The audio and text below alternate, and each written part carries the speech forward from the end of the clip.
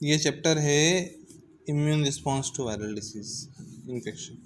क्या होता है जब वायरस बॉडी में आता है, तो ऐसा नहीं है कि वायरस ही अटैक कर रहा है, वायरस ही बॉडी को डैमेज कर रहा है, बॉडी भी कुछ रिस्पॉन्स करेगी, है ना। हम अगर लिविंग ऑर्गेनिज्म है और उसमें ज़िंदा रहना है तो वो कुछ ना कुछ रिस्पॉन्ड करेगा।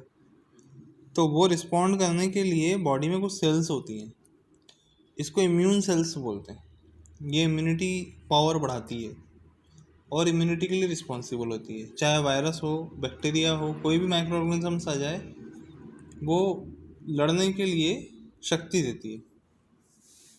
तो ये दो टाइप की होती हैं। पहला जो बी सेल होती हैं बॉडी में, लिम्फोसाइट्स, और दूसरा होती है टी सेल। तो जो बी सेल होती हैं, ये B cells humoral immune response के लिए रिस्पॉन्सिबल होती है, मतलब एंटीबॉडीज बनाती तो है। बॉडी में सिर्फ दो टाइप की होती है, हाँ, बॉडी में सिर्फ दो बी टाइप और की, टी। बी और टी।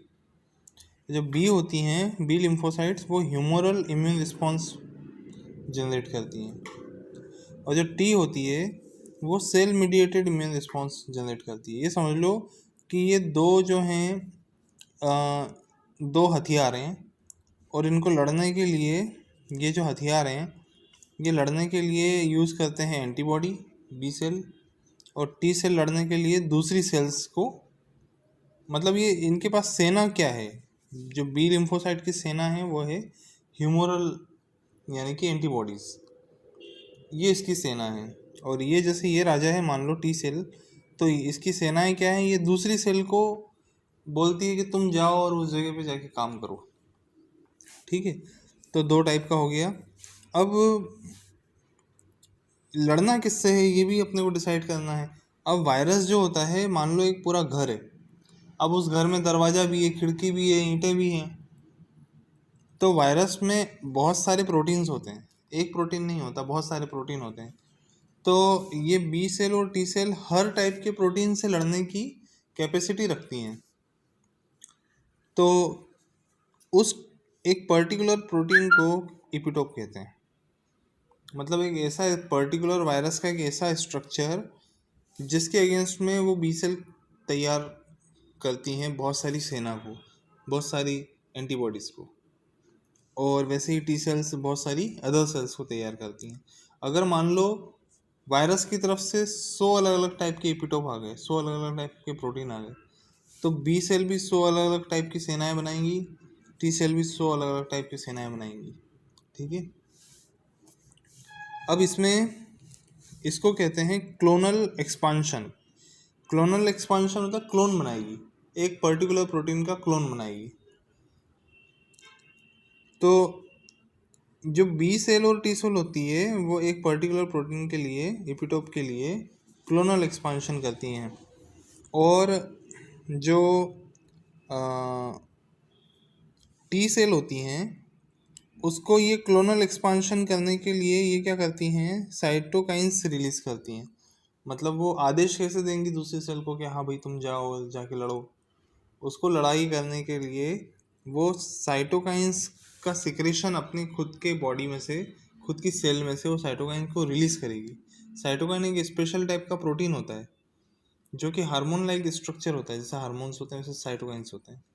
तो वो रिलीज करती हैं, तो उसका स्मेल जैसे ही वहाँ तक पहुँचती है, वैसे जैसे ही उसका सारा का सारा स्टिमुलस दूसरी सेल्स तक पहुँचता है, उनको सिग्नल मिल जाता है कि हाँ वो हमें एक्टिवेट होना है और हमें लड़ना है। तो इस टाइप की केमिकल को हम साइटोकाइंस कहते हैं। अब बी सेल जो होती हैं वो एपिटोप को, अब मैं एपिटोप ही बोलूँगा, पर्टिकुलर वायरल प्रोटीन एपिटोप बोलूँगा। तो बी सेल जो है वो उस एपिटोप को रिकॉग्नाइज सीधे कर लेती है, सीधे ही रिकॉग्नाइज कर लेती है। मतलब देखा और समझ गया कि हाँ ये वायरल प्रोटीन है, इसको अपने को डैमेज करना है। लेकिन टी सेल को क्या है, मदद की ज़रूरत पड़ती है। टी सेल उस एपिटोप को सीधे नहीं पकड़ती, उसको रिकॉग्नाइज कर ही नहीं पाती जब तक कोई सेना का आदमी उसको पकड़ के लेके नहीं आएगा। मतलब जब तक कोई सेल उसको पकड़ के टी सेल के पास प्रेजेंट नहीं करेगी, बताएगी नहीं कि भैया देखो ये मैं प्रोटीन लेके आया हूँ, एपिटोप लेके आया हूँ, तब तक टी सेल, उस राजा को, टी सेल को पता नहीं चलेगा कि अच्छा ये वो प्रोटीन है। वायरल प्रोटीन, मेरे को इसको मारना है। तो बी सेल अपन क्या करती है, खुद ही पकड़ लेती है एपिटोप को और उसको किल कर देती है। पर टी सेल को रिकॉग्नाइज करने के लिए एक पर्टिकुलर सेल की ज़रूरत होती है।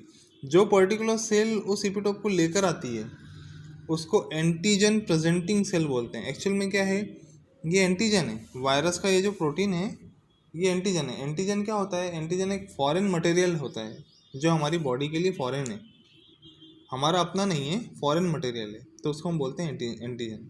जो हमारा नहीं वो एंटीजन, तो जो वो सेल है जो एपिटोप लेकर आई है वो उसको बोलते हैं एंटीजन प्रेजेंटिंग सेल, जो उसको प्रेजेंट कर रही है एंटीजन को। तो एंटीजन प्रेजेंटिंग सेल की ज़रूरत पड़ती है टी सेल को, तब जा कर के वो उसको पता चलता है कि ये हमारा नहीं है, दूसरा है, बाहर से आया हुआ है। अब ये देखो बहुत प्यारा स्ट्रक्चर है। इसमें क्या होता है, इसको ध्यान से देखें हम तो ये बी सेल है, एक्टिवेटेड बी सेल।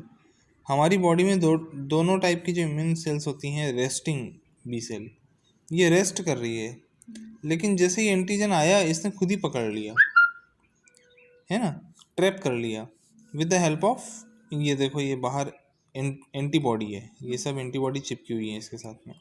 तो with the help of antibody B cell directly antigen को बाइंड कर लेती है, और जैसे ये बाइंड होती है वैसे ही एक्टिवेट हो जाती है। और एक्टिवेट होने के बाद में इसका क्लोनल एक्सपांशन होता है, मतलब एक ही टाइप की बहुत सारी सेल्स बन जाएंगी, और अल्टीमेटली जब क्लोनल एक्सपांशन होगा तो इसमें से जो एंटीबॉडी अटैच्ड थी वो रिलीज़ हो जाएंगी, तो अलग हो जाएंगी वो। तो वो क्या करेगी, ये जितनी भी एंटीबॉडी हैं, ये प्रोटीन का स्ट्रक्चर जो रहता है ये वाला, ये बहुत बड़ा रहता है, छोटा नहीं रहता। सपोज करो एक धागे जितना बड़ा, तो एंटीबॉडी यहाँ चिपकेगी, यहाँ चिपकेगी, यहाँ चिपकेगी, वो इस टाइप से इस एंटीजन को ट्रैप कर लेगी कि उसका कोई पार्ट छूटे नहीं।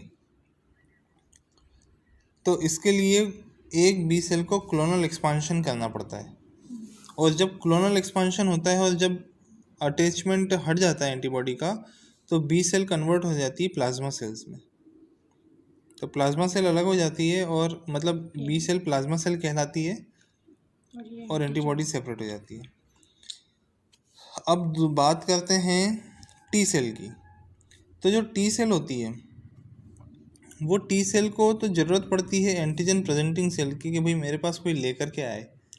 तो यहाँ पर एक एंटीजन प्रेजेंटिंग सेल है मैक्रोफेज, ये तो इसको तुम देख रही हो, ये मैक्रोफेज एक ब्लैक कलर का ये यहाँ पर एंटीजन पकड़े हुए है ना, और ये इस समय लेकर के आई एक टी सेल के पास, ये रेस्टिंग था, सो रहा था ये टी सेल। तो उसने देखा अरे भाई मैक्रोफेज जो है एक एंटीजन लेकर आया है मेरे पास में, तो ये रेस्टिंग से एकदम एक्टिवेट हो गया। इसके एक्टिवेट होते ही इसका भी क्लोनल एक्सपांशन हुआ, 2 बने, 2 से 4 बने, इसको क्लोनल एक्सपांशन बोलते हैं। और जैसे ही क्लोनल एक्सपांशन हुआ तो क्लोनल एक्सपांशन हो करके ये जो सेल्स होती हैं अब ये एक्टिवेट हो गया, तो ये खुद किल नहीं करती, ये सामने वाले को बोलती ठीक है तुम ही किल कर दो, और ये क्या करती है, एक्टिवेट होकर के बाकी दूसरी सेल को एक्टिवेट करती है।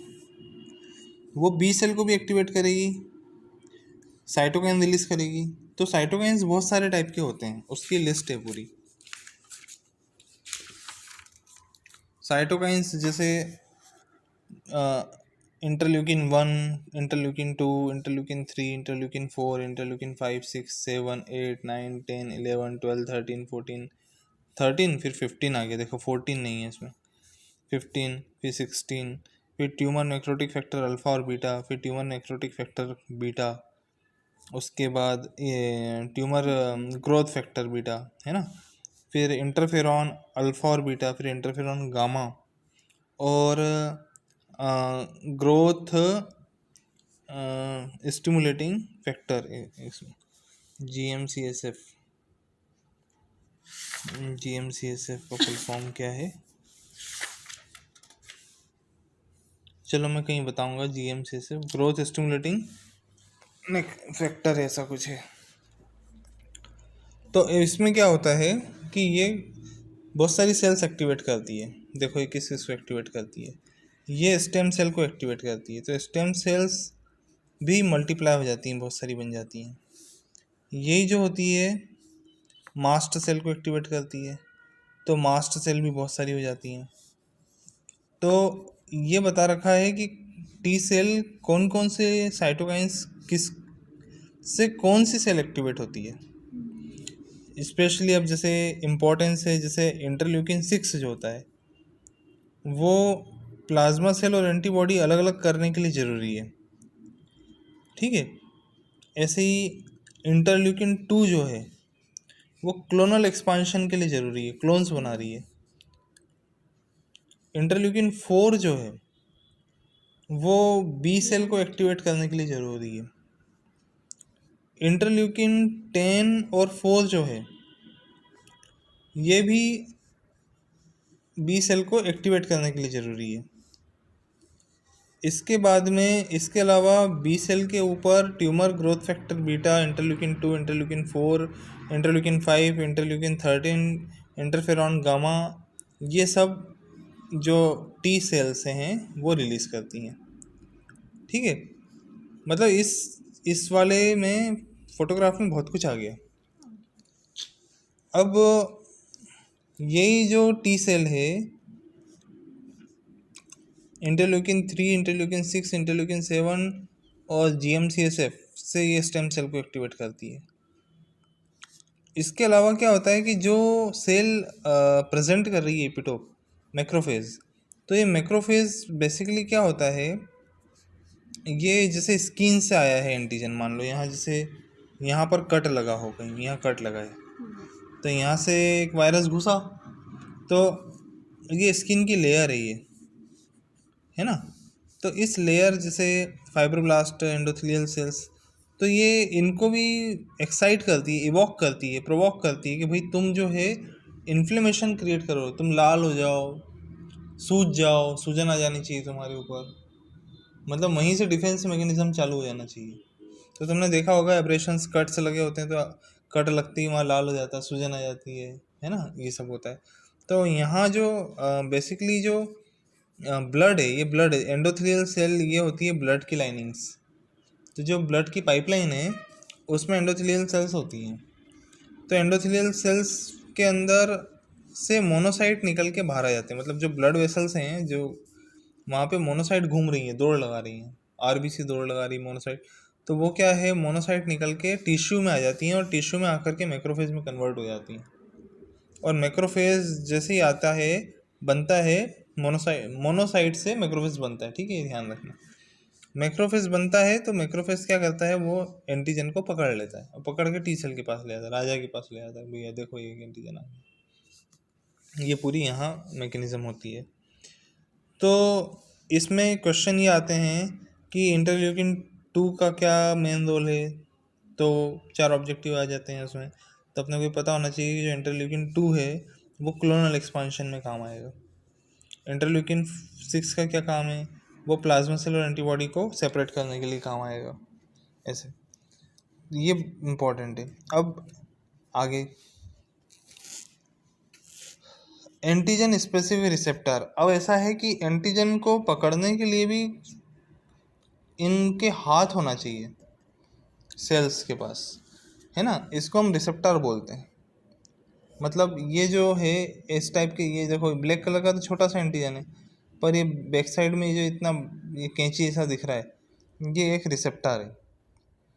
तो हर सेल के पास एक रिसेप्टर होता है कि वो रिसीव कर सके, उस एंटीजन को पकड़ सके। तो इस एंटीजन स्पेसिफिक रिसेप्टर होते हैं जिसके हेल्प से बी सेल और टी सेल एंटीजन को कैप्चर करते हैं। तो बी सेल के पास जो मैंने एंटीबॉडीज़ बताई है, वो एंटीबॉडीज़ में 2 चेन होती हैं, लाइट चेन और हैवी चेन। तो इन 2 चेन से मिलकर के ये एक एंटीबॉडी बनती है। तो ये यहाँ पर इसका फोटोग्राफ है।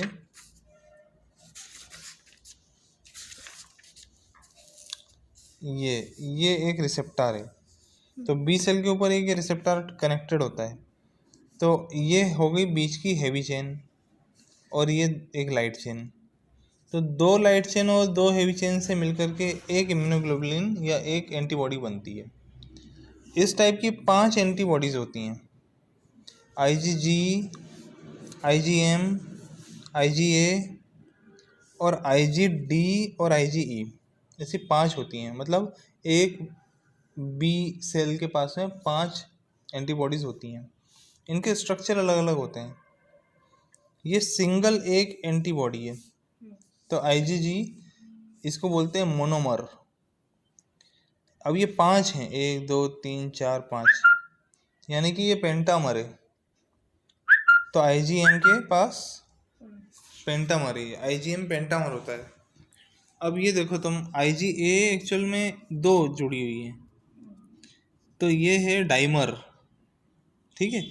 अब इसमें खास बात ये है कि जो IgA का जो डाइमर बनता है, इसमें एक जे चेन और जुड़ी होती है, काले कलर की तुम्हें चेन दिख रही है, इसको जे चेन बोलते हैं। ये जे चेन दोनों को आपस में जोड़ के रखती है और जे चेन वहीं मिलती है।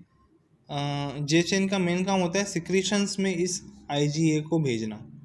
जो सिक्रीशंस कौन कौन से होते हैं हमारी बॉडी के, जैसे सलाइवा हो गया, है ना, मिल्क हो गया, यूरिन हो गया, है ना, कफ है, खराश वगैरह, तो ट्रेकियल सिक्रेशन, लंग्स की जो सिक्रेशन, तो ये जे चेन वहीं, हाँ, टीयर, टीयर मतलब आंखों से आंसू आना, तो ये सारे सिक्रेशंस में जे चेन मिलती है। तो जे चेन का मेन काम होता है IgA को इन सिक्रेशंस में भेजना। तो इसका मतलब ये है कि अगर क्वेश्चन आता है कि सिक्रेशंस में सबसे ज़्यादा एंटीबॉडी कौन सी मिलती है, तो वो IgA है। इसलिए इसको देखो यहाँ सिक्रेटरी डाइमर बोलते हैं, क्योंकि सिक्रेशन से मिलती है। तो इस टाइप से बी सेल के हमने आपको 5 बता दिए कि 5 कौन कौन से एंटीजन रिसेप्टर्स होते हैं, एंटीजन को पकड़ने वाले रिसेप्टर, ठीक है। अब ऐसे ही टी सेल के पास में रिसेप्टर होते हैं। टी सेल का रिसेप्टर होता है, एक अल्फा बीटा रिसेप्टर होता है और एक गामा डेल्टा रिसेप्टर होता है। तो अल्फा बीटा रिसेप्टर ये वाला है और गामा, ये अल्फा बीटा ये भी है और ये भी है, मतलब 2 टाइप के होते हैं। और गामा डेल्टा जो है उसका उपयोग बहुत कम है, इसलिए उसका अभी यहाँ कोई फ़ोटो नहीं है ना। तो अब इसके बारे में अपन आगे पढ़ लेंगे। अब इसमें यहाँ पर ये बताया है कि बी सेल जो होता है उसमें कौन कौन से और दूसरे रिसेप्टर होते हैं। ऐसा नहीं है कि केवल ये एंटीबॉडीज़ ही है।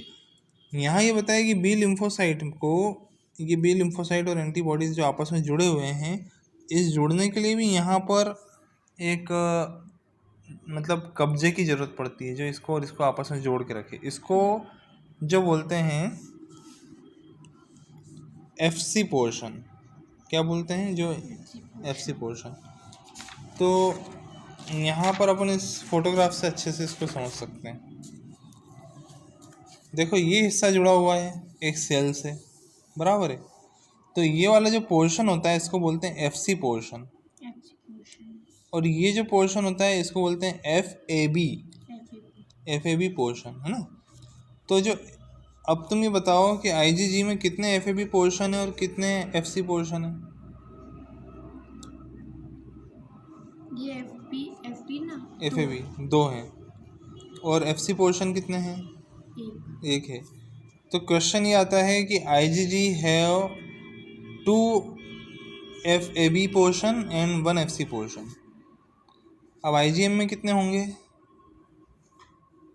इसमें 10 तो 10 हो जाएंगे FAB, हाँ, हाँ, AB और C बोला था ना, FC 5। 5। तो ये क्वेश्चंस आते हैं इसमें। अब जिसको पता होगा कि IgM जो है पेंटामर है, वो बता देगा कि FC पोर्शन इसमें 5 हैं और FAB पोर्शन इसमें 10 हैं।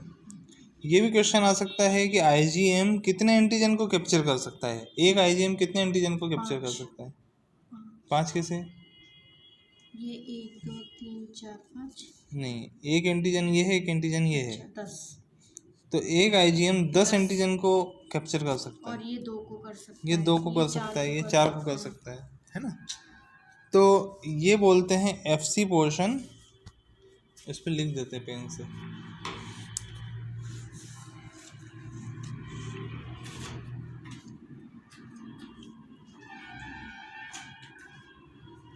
ये क्या है, ऐसे लिखा हुआ नहीं रहता है कहीं पर। ये एफ सी पोर्शन है और ये एफ ए बी पोर्शन है, ये हिस्सा क्वेश्चन ऐसे ही आता है। पर ऐसा नहीं है कि केवल एफ सी पोर्शन के लिए ही यहाँ पर जगह है। इस पूरी सेल में एफ सी पोर्शन के अलावा ये सेल और भी काम करती है, इसीलिए यहाँ पर एक C3 रिसेप्टर भी होता है ना। C3 रिसेप्टर इसको बोलते हैं कम्प्लीमेंट रिसेप्टर। तो ये सेल केवल एंटीबॉडी के माध्यम से एंटीजन कैप्चर नहीं करती, इसको डिस्ट्रॉय भी करना है। देखो एक तरीका हो गया कि इसको केवल पकड़ना, पकड़ लिया तो एंटीबॉडी ने तो पकड़ लिया, पर इसको डिस्ट्रॉय भी तो करना है एंटीजन को।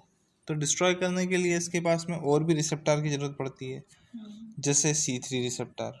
ठीक है, अभी यहाँ पर देखो जे ज्वाइनिंग चेन वगैरह वो मैंने तुम्हें इम्यूनोग्लोबुलिन से बता दिया, IgA में एक जे चेन होती है ना।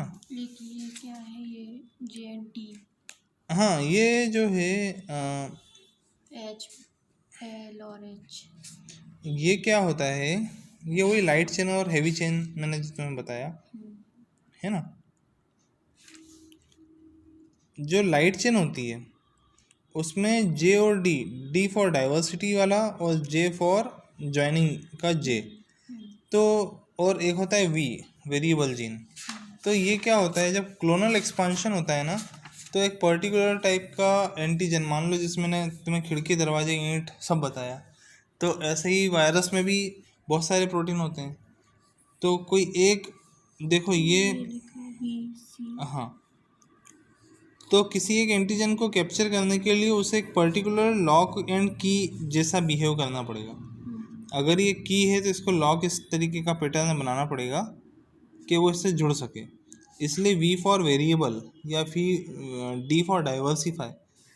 तो ये जो लाइट चेन होती है इसको वेरिएबल होना बहुत ज़रूरी है। मतलब इसका जो प्रोटीन होता है ना, इसका एक स्ट्रक्चर यहाँ ऐसा दिखाया हुआ है, देखो ये प्रोटीन मतलब धागे जैसा होता है।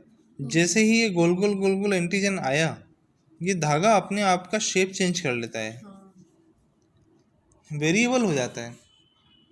तो इसलिए इसको वेरिएबल जीन स्ट्रक्चर इसका बोलते हैं। और उसी के हिसाब से फिर क्लोनल एक्सपांशन होता है। मतलब एक बी सेल है तो वो 1,00,000 अगर उसको बनानी है तो वो इस टाइप का मैन्युफैक्चरिंग 1,00,000 टाइप की एंटीबॉडीज़ बना देगा, है ना। तो ये हमने भी आपको बताया। अब ये IgA IgG IgG सब बता दिया मैंने, है ना। अब इसमें ये एक शब्द आता है एफिनिटी मैचुरेशन। एफिनिटी मैचुरेशन मतलब वही जो वेरिएबल जीन होता है वो एफिनिटी मतलब एफिनिटी का हिंदी में शब्द पता है मतलब क्या होता है? प्रचुरता, प्रचुर मात्रा में। ज़्यादा मात्रा में। एफिनिटी मतलब प्रचुर मात्रा में। तो प्रचुर मात्रा में मैचुरेशन हो जाना चाहिए। मैचुरेशन मतलब क्या होता है? मैच्योर हो जाना मतलब परिपक्व हो जाना। तो एफिनिटी मैचुरेशन मतलब ये कि जब एक प्रकार का वायरस का एंटीजन बहुत ज़्यादा मात्रा में उस बी सेल को मिल जाए तो उसके अगेंस्ट में वो बहुत सारी एंटीबॉडी बना देगा, उसको बोलते हैं एफिनिटी मैचुरेशन। एक पर्टिकुलर एंटीजन के अगेंस्ट में बहुत सारी एंटीबॉडी बना देना, है ना। ये एफिनिटी मैचुरेशन कब होगा? जब उसका जो वेरिएबल भाग है, वेरिएबल पोर्शन है जीन, वो उस एंटीजन से आके जुड़ने लगेगा। अगर नहीं जुड़ेगा तो वो एफिनिटी बनेगी नहीं, प्रचुरता उसकी बनेगी नहीं, नहीं बनेगी तो जुड़ेगा नहीं, जुड़ेगा नहीं तो वो एफिनिटी मैचुरेशन होगा नहीं। तो आपस में जब जुड़ेंगे तब समझ में आएगा कि हाँ ये एंटीजन मेरे लिए बना है, अब मैं अपना शेप ऐसे बना लेता हूँ और इसको पकड़ लेता हूँ। ऐसा मान लो एक चोर आया और आपको चोर को दोनों हाथ से पकड़ना है, तो आप आपका हाथ फैलाओगे कि केवल आँख से देखते रहोगे और सोचोगे कि अब मैं इसको पकड़ लेता हूँ, है ना। आप आपका स्ट्रक्चर कैसा बनाओगे? आप उस चोर को पकड़ने के लिए उसके अकॉर्डिंग लॉक एंड की का बनाओगे, तब आप उसको पकड़ पाओगे। तो अगर आपको ऐसे 100 चोर मिल गए एक जैसे, जिसको पकड़ने का तरीका एक ही जैसा है, तो आप क्या करोगे? आप अकेले तो दौड़ नहीं लगाओगे 100 को पकड़ने के लिए। आप अपने जैसे 100 को तैयार करोगे कि तुम्हें इस तरीके से ही पकड़ना है, दोनों हाथों से कस के पकड़ने का काम करना है, तब तुम 100 को तैयार करोगे। ऐसे ही बी सेल एफिनिटी मैचुरेशन का काम करता है। अब इसके बाद आते हैं अपन टी सेल के ऊपर। टी सेल क्या होता है? बी सेल कहाँ से, पहले बी सेल कहाँ से आया देखो। बी सेल मतलब बोन मेरो, जो हमारी हड्डी के बीच की खोखली जगह होती है ना, उसको बोन मेरो बोलते हैं। तो बी सेल बोन मेरो में मैच्योर होता है, पहली बात। उसके बाद में इसके अलावा बी फॉर बर्सा फेब्रिकस होता है। बर्सा फेब्रिकस, मुर्गियों में बर्सा फेब्रिकस मिलता है। तो जितने भी पक्षी होते हैं उसमें बर्सा फेब्रिकस होता है, उसमें बी सेल बनती है। और बी सेल, ये जो खोखली जगह बोन मेरो की होती है, ये फीटस में नहीं होती है, एम्ब्रियो में नहीं होती है, मतलब भ्रूण जो बनता है ना, उसमें नहीं होती है। बड़ी होती है। हाँ, ये बड़े होके आती है। कब आती है? जब जन्म हो जाता है उसके बाद आती है। तो जब गर्भाशय में बच्चा होता है तब उसके अंदर फीटल लीवर, उसके लीवर के अंदर बी सेल बनती है। तो बी सेल बनने का जो मेन स्थान है, ओरिजिन जो है बी सेल जहाँ बनती है, वो है लीवर, फीटल लीवर। उसके बाद में जब बच्चा जन्म ले लेता है तो बोन मेरो, और बोन मेरो के अलावा जो बर्सा फेब्रिकस है बर्ड्स के अंदर। ये 3 जगह बनती है ना। ये 3 बहुत इम्पोर्टेंट है जहाँ पे ये बनती है।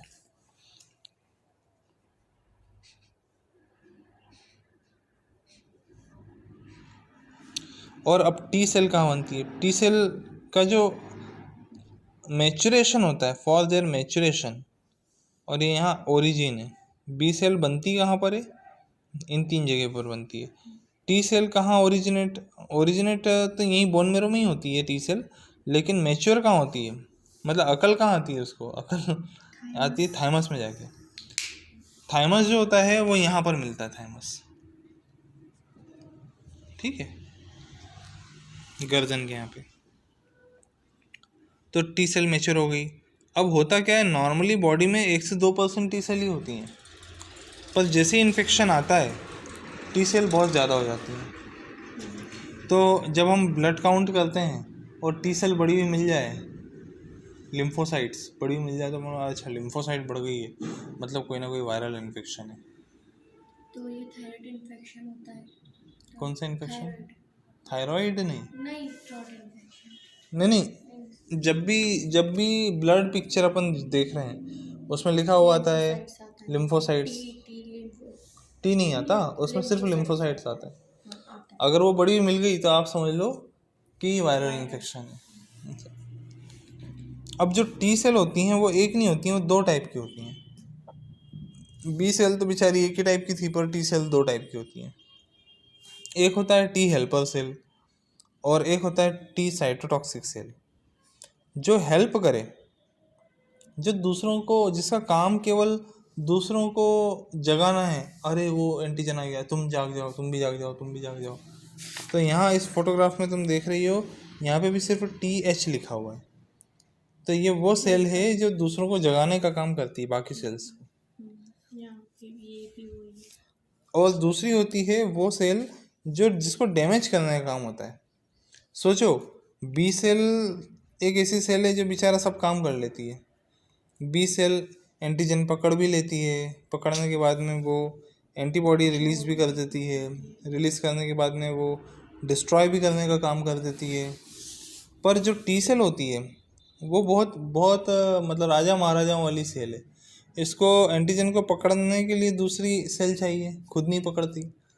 दूसरा, दूसरी सेल्स को एक्टिवेट करने के लिए भी इसके पास एक टी हेल्पर सेल है ना। और डिस्ट्रक्शन ये खुद करती है अल्टीमेटली, क्योंकि क्या होता है, जो बॉडी का मैकेनिज्म है, अगर डिस्ट्रक्शन का काम सारी सेल्स को दे दिया जाए, बी सेल को भी दे, तुम भी डिस्ट्रक्शन कर लेना, तुम भी कर लेना, बड़े सोच समझ के डिस्ट्रक्शन करना पड़ता है। मान लो आपने जो रिकॉग्नाइज किया वो एंटीजन आप समझ रहे हो, पर वो वास्तविकता में आपके शरीर का ही कोई एक सेल है और आपने उसको मारना चालू कर दिया, तो आप ऐसी अपनी सेल्स को, कितनी सारी सेल्स को मार लोगे, ख़त्म कर दोगे, तो आप खुद को ही ख़त्म कर लोगे। तो इसलिए जो डिस्ट्रक्शन का काम होता है वो एक पर्टिकुलर वर्क है, इम्पॉर्टेंट वर्क है। तो जो टी हेल्पर सेल है वो सिर्फ जगाने का काम करती है बाकी सेल्स को, और जो टी साइटोटॉक्सिक सेल है, साइटो मतलब सेल और टॉक्सिक मतलब उसके लिए जहर बन जाना, तो ये ऐसा काम करती है कि दूसरी सेल्स डैमेज हो जाए। अब टी हेल्पर सेल किस टाइप से जगाती है?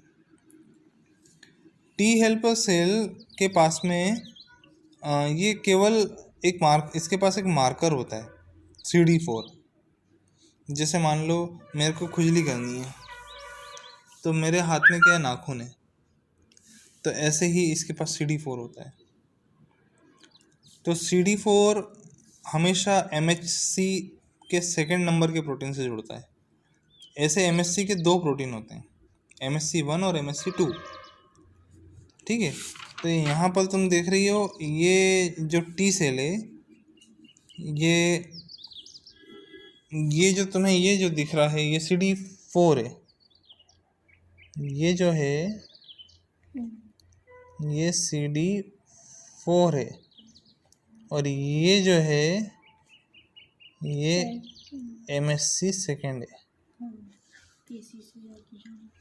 है ना, और बीच में एंटीजन है। तो मतलब ये है कि जो टी हेल्पर सेल होती है उसमें CD4 का मार्कर होता है, और ये केवल जितनी भी एंटीजन प्रेजेंटिंग सेल्स हैं उनके पास में MHC क्लास सेकंड होता है। वो क्लास MHC सेकंड एंटीजन को पकड़ के लाती है, वो CD4 से जुड़ती है, ठीक है। और जो साइटोटॉक्सिक टी सेल है उसके पास CD8 का मार्कर होता है, और वो क्लास फर्स्ट MHC मॉलिक्यूल से जुड़ती है। तो MHC के मॉलिक्यूल दो हो गए, MHC फर्स्ट हो गया और MHC सेकंड हो गया, ऐसे दो मॉलिक्यूल हो गए, ठीक है। इसका स्ट्रक्चर ये है, ये MHC फर्स्ट है, ये MHC सेकंड है। तो जो टी साइटोटॉक्सिक सेल्स होती हैं वो MHC क्लास फर्स्ट मॉलिक्यूल से जुड़ती हैं, और जो टी हेल्पर सेल्स होती हैं वो MHC क्लास 2 मॉलिक्यूल से जुड़ती हैं। तो ये क्वेश्चन हमेशा आता है कि MHC क्लास फर्स्ट मॉलिक्यूल से कौन जुड़ता है, तो सी टाइप साइटोटॉक्सिक सेल जुड़ती है। क्लास सेकंड से कौन जुड़ता है, तो टी हेल्पर सेल जुड़ती है। अब इसका स्ट्रक्चर भी डिफरेंट होता है दोनों का, ये क्वेश्चन भी आता है। इसमें क्या है, क्लास फर्स्ट में जो मेम्ब्रेन है, मतलब ये एक बड़ी सेल है APC एंटीजन प्रेजेंटिंग सेल, इसके ऊपर MHC जुड़ा हुआ है, ये भी एंटीजन प्रेजेंटिंग सेल है, इसके ऊपर एक MHC जुड़ा हुआ है। तो ये जो सेल है इसकी एक मेम्ब्रेन होती है, मतलब बाहर की दीवार सेल की, उसमें देखो केवल एक ही धागा गया है। तो जो क्लास फर्स्ट MHC मॉलिक्यूल है इसमें एक साइटोप्लाज्मिक टेल होती है, इसके 3 भाग हो गए। एक भाग जो अंदर है केवल टेल वाला, तो साइटोप्लाज्मिक टेल होती है। दूसरा भाग ट्रांस मेम्ब्रेन सेगमेंट जो बीच में है, और तीसरा भाग जो ऊपर है, ठीक है। तो इसमें जो अल्फ़ा चेन है, ये अल्फ़ा चेन है पूरी ब्लैक वाली, ये अल्फ़ा चेन है, ये बड़ी होती है। इसके 3 डोमेन होते हैं, α1, α2 और α3। और इसकी जो बीटा चेन है, ये एक छोटी सी चेन, ये बीटा छोटी होती है, इसलिए इसको β2 माइक्रो ग्लोब्यूलिन कहते हैं, ठीक है। अब जबकि क्लास सेकंड मॉलिक्यूल के स्ट्रक्चर को देखें तो इसमें 2 साइटोप्लाज्मिक टेल होती हैं, और इसमें α1 और α2 2 ही डोमेन होते हैं, और β1 और β2 2 डोमेन होते हैं, और दोनों इक्वल होते हैं। तो इन दोनों में जो डिफरेंस आ गया वो ये आ गया कि जब एंटीजन यहाँ ट्रैप होगा, यहाँ पे आएगा, तो ये क्लोज एंड है, मतलब इसका स्ट्रक्चर में अल्फ़ा और अल्फ़ा 1 और अल्फ़ा 2 का ही स्ट्रक्चर चेंज होगा, बीटा 2 माइक्रोग्लोबुलिन को कोई फ़र्क नहीं पड़ेगा। नहीं पड़ेगा। तो एंटीजन जुड़ने के लिए ये वाली जो जगह है ये क्लोज है, इसको बोलते हैं पेप्टाइड बाइंडिंग क्लेफ्ट। पेप्टाइड मतलब प्रोटीन, प्रोटीन पेप्टाइड मतलब प्रोटीन। तो ये क्लेफ्ट बंद है, क्लोज्ड है, जबकि ये क्लेफ्ट देखो यहाँ ओपन है ना। और इसमें वो भी होगा, इसमें चेंज भी आ जाएगा अल्फा बीटा दोनों में।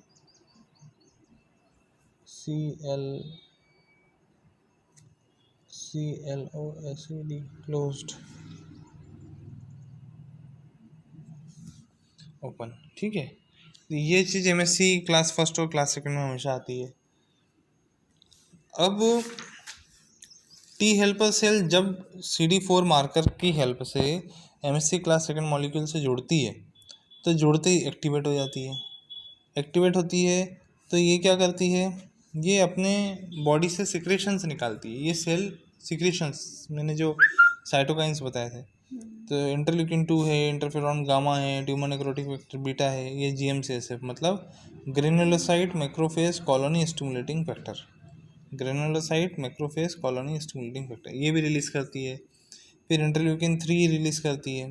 तो इतने सारे ये मीडिएटर्स रिलीज़ करती है ना। इसके अलावा इनके अपने अपने रोल हैं, रिलीज़ करने पर क्या क्या होता है। T helper cell interleukin 4, interleukin 5, 6 ये सब रिलीज़ करती हैं। रिलीज़ करके ही एक्टिवेट करती है सबको, सारी सेल्स को। तो सारी सेल्स जिसका जो काम होता है वो अपना अपना काम चालू कर देती है ना। अब जैसे इसमें फॉर एग्जांपल जो मास्ट सेल होती है ये एक्टिवेट हो गई मान लो इंटरल्यूकिन 3, इंटरल्यूकिन 4 और इंटरल्यूकिन 10 से। तो ये मास्टर सेल क्या है, हिस्टामिन रिलीज़ करती है। हिस्टामिन एकदम एलर्जी हो गई है तो हिस्टामिन का काम रहता है ना। सेरोटोनिन रिलीज़ करती है एलर्जी की कंडीशन में। तो जब भी मास्टर सेल बढ़ जाए बॉडी में तो वो ब्लड पिक्चर में आ जाता है, monocyte master cell sorry blood picture में आ जाता है। तो मास्टर सेल बढ़ती है ना, तो मास्टर सेल क्या करती है, IgE जो कि यहाँ ये IgE का प्रोडक्शन बढ़ जाता है। एक उदाहरण मैं बताता हूँ कि हम एक रास्ते से निकल रहे हैं और वहाँ तेज बगार लगा है, और बगार लगा है और हमको छींक आ गई। तो हमारी बॉडी में छींक एक रिस्पॉन्स है, उस बगार का जो प्रोटीन एंटीजन जो गया हमारे नाक में उसके अगेंस्ट में हमारा एक रिस्पॉन्स हुआ। तो वो जो रिस्पॉन्स है उसके लिए सबसे पहले क्या हुआ, वो एंटीजन हमारी नाक में गया, नाक में जाके चिपका, चिपकते ही इस सेल से चिपका, मान लो यहाँ से चिपका, तो इस सेल से चिपकते ही यहाँ की जो सेल्स हैं वो एक्टिवेट हो गई। तो ब्लड सर्कुलेशन के अंदर से मोनोसाइट बाहर निकल के आया, मतलब दरवाज़ा खोल के बाहर आदमी निकल के आया, भैया कौन आया मेरे दरवाजे पे। तो उसने देखा कि अच्छा, तो वो उसने अपने घर के बाकी सदस्यों को भेजा कि तुम बाहर जाओ। तो मोनोसाइट कन्वर्ट हो गया मैक्रोफेज में। मैक्रोफेज ने देखा अच्छा तुम आए हो मेरे यहाँ पे, रुको अभी मैं तुम्हें पकड़ के सरदार के पास ले जाता हूँ। तो वो उसने इसको पकड़ लिया और सरदार के पास ले गया। मतलब मैक्रोफेज ने MSc क्लास सेकंड की हेल्प से CD4 से बाइंड होकर के टी सेल के पास ले गया। सरदार को पता चला अच्छा वहाँ पे एंटीजन आया है तुम्हारे यहाँ पे, रुक जाओ अभी मैं सब सेल को काम पे लगाता हूँ। तो उस हेल्पर सेल ने इंटरल्यूकिन 2, इंटरल्यूकिन 4, इंटरल्यूकिन 10, इंटरल्यूकिन 6 सबको जिसका जो काम था पकड़ा दिया। उसी में एक थी मास्टर सेल, तो मास्टर सेल को एक्टिवेट किया। इसमें ये ग्रेन्यूल्स होते हैं बहुत सारे, ये ग्रेन्यूल्स फूट जाते हैं। इनके पास पहले से ही, मतलब इनके पास समझ लो हथियार में पहले से ही पॉइजन है, ये फूट जाते हैं ब्रूम ब्रूम ब्रूम करके बहुत सारे। और ये जो इंटरल्यूकिन 3, इंटरल्यूकिन 4, इंटरल्यूकिन 10 है, ये क्या करते हैं, मास्टर सेल को भी, इसका भी क्लोनल एक्सपांशन करते हैं, बहुत सारे बनाते हैं। मास्टर सेल बहुत सारी आ जाती है, बहुत सारी बन जाती है। तो ये फूटती हैं तो क्या निकलता है, हिस्टामिन निकलता है। इन थैलियों में क्या भरा हुआ है, पॉइजन। वो पॉइजन कौन सा है, हिस्टामिन है। हिस्टामिन और सेरोटोनिन ये 2 टाइप के पॉइजन होते हैं जिसमें भरे हुए हैं। तो जैसे ही ये इतने सारे पॉइजन निकलते हैं ये पॉइजन क्या करते हैं, एंटीजन को कुछ नहीं करते, ये पॉइजन एंटीजन को कुछ नहीं करते। ये पॉइजन जाते हैं और ये बी सेल को एक्टिवेट करेंगे, बोलेंगे कि तुम फटाफट प्रोडक्शन बढ़ाओ, फैक्ट्री में काम बढ़ाओ, तुम आईजीई का प्रोडक्शन करो। तो ये आईजीई बनाती हैं। फिर उसके बाद सेल के पास जाएंगी, हिस्टामिन वगैरह सेल के पास जाएगा, और हिस्टामिन सेल के पास जाके बोलेगा फटाफट स्वेलिंग आ जाना चाहिए तुम्हारे इसमें, सूजो। उसके बाद में फटाफट जो है मतलब तुम ऐसी लेयर बना लो कि वो अंदर ना आ पाए। तो वो सेल क्या करती हैं, नाक बहने लग जाती है, मतलब ऐसे सिक्रेशंस करती हैं कि तुम अंदर मत आना, तुम बाहर ही रहो। तो इसलिए अपने को जैसे ही बगार लगा छींक आ जाती है, नाक आ जाती है। ये रीज़न है, ठीक है। सोचो कितना कॉम्प्लिकेटेड है, लेकिन अपने को बस बगार आया, छींक आ गया, अपन सोचते नहीं क्यों आ गई। और मतलब हमारी बॉडी में कितना मैकेनिज्म चलता है, बहुत सारा मैकेनिज्म चलता है जिसको हम समझते नहीं, जानते नहीं, और हम और बहुत बहुत फास्ट। रिस्पॉन्स देते हैं। हाँ इधर बगार लगा, इधर छींक आई, हाँ, कितनी जल्दी होता होगा ये सब। ये ट्रिपल लेयर में होता है। इसकी लेयर बताऊँ आप, मतलब आज मान लो मैक्रोफेज मोनोसाइट है अंदर, घर के अंदर कौन है, मुखिया मोनोसाइट है, और उसके घर के बाहर एक एंटीजन आ गया, तो मोनोसाइट बाहर निकलती ही मैक्रोफेज में कन्वर्ट हो जाता है, और मैक्रोफेज में कन्वर्ट होते ही एंटीजन को बोलता है रुक जा, मैं तेरे को पकड़ के सरदार के पास लेके जाता हूँ। सरदार कौन, T helper cell. T helper cell जैसे ही सो रहा था, उठा, अच्छा तो तुम्हारे दरवाजे पर एक एंटीजन आ गया है, रुक जाओ मैं सब सेल को एक्टिवेट करता हूँ, जाने और कितने एंटीजन आने वाले हैं, वो सबको काम पे लगा देता है। मैक्रोफेज को भी काम पे कि तुम और बनो, मास्टर सेल को भी कि तुम और फूटो, बी सेल को तुम फटाफट प्रोडक्शन करो, एंटीबॉडी बनानी है तुमको। अब क्या होता है, तो ये तो एक्टिवेट कर दिया, ये काम ख़त्म हो गया यहाँ पे, लेकिन इनको हमको ख़त्म भी तो करना है। अब ख़त्म करने के लिए अल्टीमेटली साइटोटॉक्सिक टी लिम्फोसाइट आती है। तो cytotoxic T lymphocyte MSc first molecule. अब इसमें क्या होता है, कुछ एपीसी एमएससी सेकंड लेके आती हैं, कुछ एपीसी के पास एमएससी फर्स्ट होता है। तो जो एपीसी फर्स्ट के साथ में जुड़ कर के टी टी साइटोटॉक्सिक सेल के पास आती हैं, तो साइटोटॉक्सिक सेल क्या है, उस सेल को ही ख़त्म कर देती है। मतलब सरदार इतना गुस्से में रहता है, इसका ये आदमी टी सेल इतना गुस्से में रहता है कि उसके पास जो सैनिक कोई एंटीजन पकड़ के लेके आया, वो सैनिक को ही मार देता है। एंटीजन को तो मारते हैं, वो उसका रिस्पॉन्स इतना खतरनाक होता है कि वो उसको ही मार देता है कि नहीं, अब ये तुम्हारे साथ, तुमने इसको पकड़ के लेके आए हो ना, अब ये तुम्हारा लॉक खुलने वाला नहीं है, तो बेहतर है कि मैं तुमको भी ख़त्म कर दूँ, ऐसा। तो क्या होता है यहाँ पे साइटोटॉक्सिक सेल CD8 और MSC क्लास प्रोटीन के साथ में मिलकर के इसको बोलते हैं किस ऑफ डेथ, मतलब मृत्यु की पुच्ची। अगर आप सैनिक जो है टी सेल के पास आया है, तो वो समझ लो कि वो खुद मृत्यु का किस लेने के लिए आया है। कितनी रोमांचक चीज़ है कि ऐसा ऐसा हो रहा है। सैनिक को मालूम है कि मैं जा रहा हूँ, मैं भी मरूंगा, पर वो जाता है, वो अपनी ड्यूटी निभाता है, ऐसा। अब इसमें इसका पूरा प्रोसीजर क्या है, कैसे ये साइटोटॉक्सिक टी सेल उस सेल को डैमेज कर देती है। सेल को डैमेज करने के लिए उसके पास लगभग 17 मर मशरूम शेप्ड का स्ट्रक्चर होता है एक, है ना। इसके अंदर एक मतलब ये कैस्केड है एक्चुअल में, ये इतना सिंपल नहीं होता जिसको मैं यहाँ बता रहा हूँ, पर ये फाइनली ये समझ लो कि उसके पास में वो एक के बाद ये एक पूरी साइकिल है। हाँ, ये पूरी साइकिल है। देखो, जैसे ही इसको समझते हैं अपन कि जैसे ही कोई एंटीजन आया, वो एंटीजन यहाँ ये अल्टरनेटिव पाथवे चल रहा है और यहाँ पर अगर एमएससी क्लास फर्स्ट के साथ जुड़ गया, जैसे ये जुड़ा टी सेल के पास गया, टी सेल ने सबसे पहले C3 को एक्टिवेट किया। C3 जो होता है वो ये C3b को एक्टिवेट करता है ना। और ये पहले से ही एक मॉलिक्यूल बना हुआ है ABC142। तो C3 जैसे ही एक्टिवेट होता है C3a तो निकल जाता है बाहर, C3b जुड़ जाता है यहाँ पे। दो टुकड़ों में टूट गया ये, मतलब C3a तो बाहर निकल गया, C3b जुड़ गया। C3b क्या होता है, C5 को एक्टिवेट करता है, तो C5a का टुकड़ा तो बाहर निकल गया, C3b5 यहाँ जुड़ गया। इसके बाद में ये टुकड़े 6 को एक्टिवेट करते हैं, 7 को एक्टिवेट करते हैं। तो अल्टीमेटली ये जो बना ये मॉलिक्यूल ABC142 3B5B6 7 8 9 ये एक्चुअल में एक बहुत बड़ा प्रोटीन है। और ये प्रोटीन कैसा होता है, एक खोखले पाइप जैसा होता है। ये खोखला पाइप उस सेल के अंदर जाकर के ऐसे धंस जाता है, मतलब उस सेल के में ऐसे बहुत सारे खोखले पाइप धंस जाते हैं।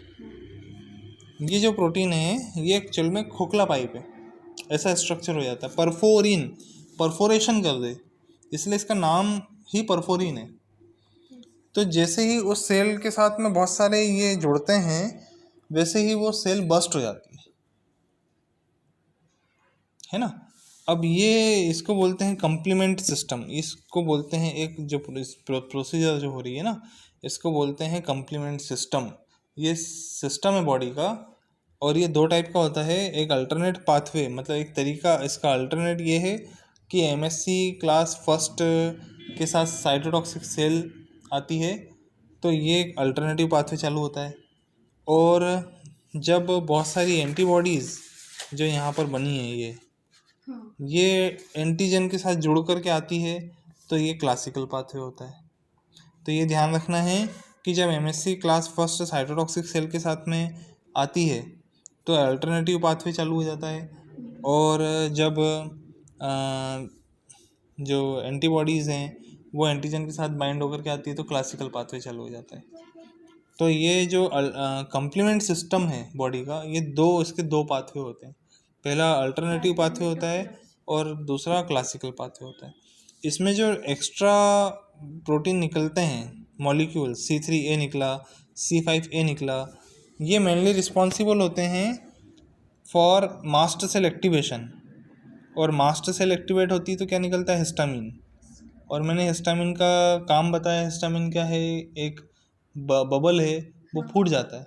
उसके फूटते ही हाँ, उसमें से जो सिक्रीशंस जो निकले हैं हिस्टामिन वगैरह, उसका मेन काम क्या होता है, वो जिस जगह फूटा है, मान लो वो नाक में फूटा, नाक की सेल है, सेल वॉल है वहाँ पे, अब वहाँ फूटा तो वहाँ पर उसको क्या है, उसके फूटने से वहाँ पर मैक्रोफेज ज़्यादा आएंगे। मतलब समझ लो कि अपने घर के बाहर एंटीजन खड़ा है, और एंटीजन खड़ा है और वहीं पर अपना ने एक हिस्टामिन और फोड़ दिया, तो उसकी दुर्गंध इतनी बुरी आएगी कि घर के अंदर का हर एक मोनोसाइट निकल के बाहर मैक्रोफेज बन जाएगा। उसको हो सकता है कि एंटीजन नहीं पता हो, इसलिए घर के अंदर ही बैठा हो कि घर के बाहर एंटीजन है, पर वो मास्ट सेल बाहर इतने गुब्बारे फोड़ेगी, किसके, हिस्टामिन के अंदर का हर मोनोसाइट। ये अंदर कौन सी जगह है, ये हम इस समय ब्लड की एक वेसल के अंदर बैठे हुए हैं और ऐसे ही आना जाना कर रहे हैं। हम मोनोसाइट हैं, हम क्या हैं, मोनोसाइट है। मोनोसाइट एक सेल होती है। तो वो सेल जैसे ही बाहर एंटीजन आया, मतलब इस ब्लड कैपिलरी के बाहर एंटीजन आया, तो उस एंटीजन को नहीं समझ पा रही कि एंटीजन है। एक आदि ने जाकर के देखा कि भाई तुम एंटीजन हो, तब वो उसको सब अंदर जाके आवाज़ लगाने में, तो एंटीजन तब तक भाग जाएगा, वो मैक्रोफेज वापस अंदर आएगा, बोलेगा बाकी मोनोसाइट भी चलो। तो इसकी जगह क्या होता है कि जो मास्टर सेल जो एक्टिवेट हो गई है वो वहाँ गुब्बारे फोड़ देती है, उसके फोड़ते ही। तो इसके कारण जो अंदर की मोनोसाइट बाहर निकल के आई है उसको हम बोलते हैं, उसका आना, अंदर से बाहर आना, उसको बोलते हैं कीमोटेक्सिस। कीमो मतलब केमिकल कौन सा हो गया, हिस्टामिन। और टेक्सिस मतलब होता है चलना, ऐसे चलना। तो कीमोटेक्सिस मतलब इस मैकेनिज्म को जब किसी केमिकल के कारण कोई सेल उसके प्रभाव में आकर के मूव करे, किसी केमिकल के प्रभाव में आके मूव करे, उसको बोलते हैं क्या? कीमोटेक्सिस। तो यहाँ पर क्या होता है, C3A, ये क्वेश्चन आता है हमेशा कि कौन कौन से मॉलिक्यूल हैं जो कीमोटेक्सिस का काम करते हैं। तो कीमोटेक्सिस के लिए रिस्पॉन्सिबल केमिकल्स हैं C3A और C3A और C5A। ये दोनों कीमोटेक्सिस के लिए रिस्पॉन्सिबल होते हैं। अब ऐसी कौन सी सेल है जो इसके प्रभाव में आकर कीमोटेक्सिस करती है? वो है मैक्रोफेज, है ना। मैक्रोफेज जो होती है कीमोटेक्सिस का काम होता है उसमें। इसके अलावा ये इन्फ्लेमेशन का भी काम करती है, सूजन आना। इन्फ्लेमेशन 5 प्रकार के गुण होते हैं इन्फ्लेमेशन में। हमें जैसे मान लो लगी, तो लगते ही हमें सबसे पहले क्या दिखता है? रेडनेस। इसके अलावा दूसरा क्या दिखता है? स्वेलिंग। तीसरा होता है पेन। चौथा होता है लॉस ऑफ फंक्शन, उस जगह की सेल काम नहीं करेगी, ठीक है। और पांचवा एक और होता है, इसको एक्चुअल वो भी हो जाता है कड़क कड़क थोड़ा। हाँ, कड़क होता है, लेकिन वो सूजन में आ गया। इसमें 5 चीज़ें होती हैं, मेरे को 5वीं याद नहीं आ रही है।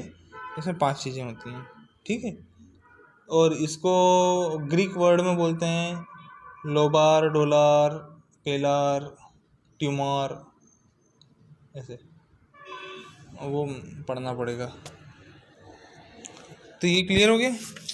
तो मतलब ये बनाती है परफोरिन, और परफोरिन बना करके ये देखो, ये C9 लिखा हुआ है। मतलब C1 से लेकर जब C3, 4, 5, 6, 7, 8, 9, तो इसको ये जो परफोरिन होता है इसमें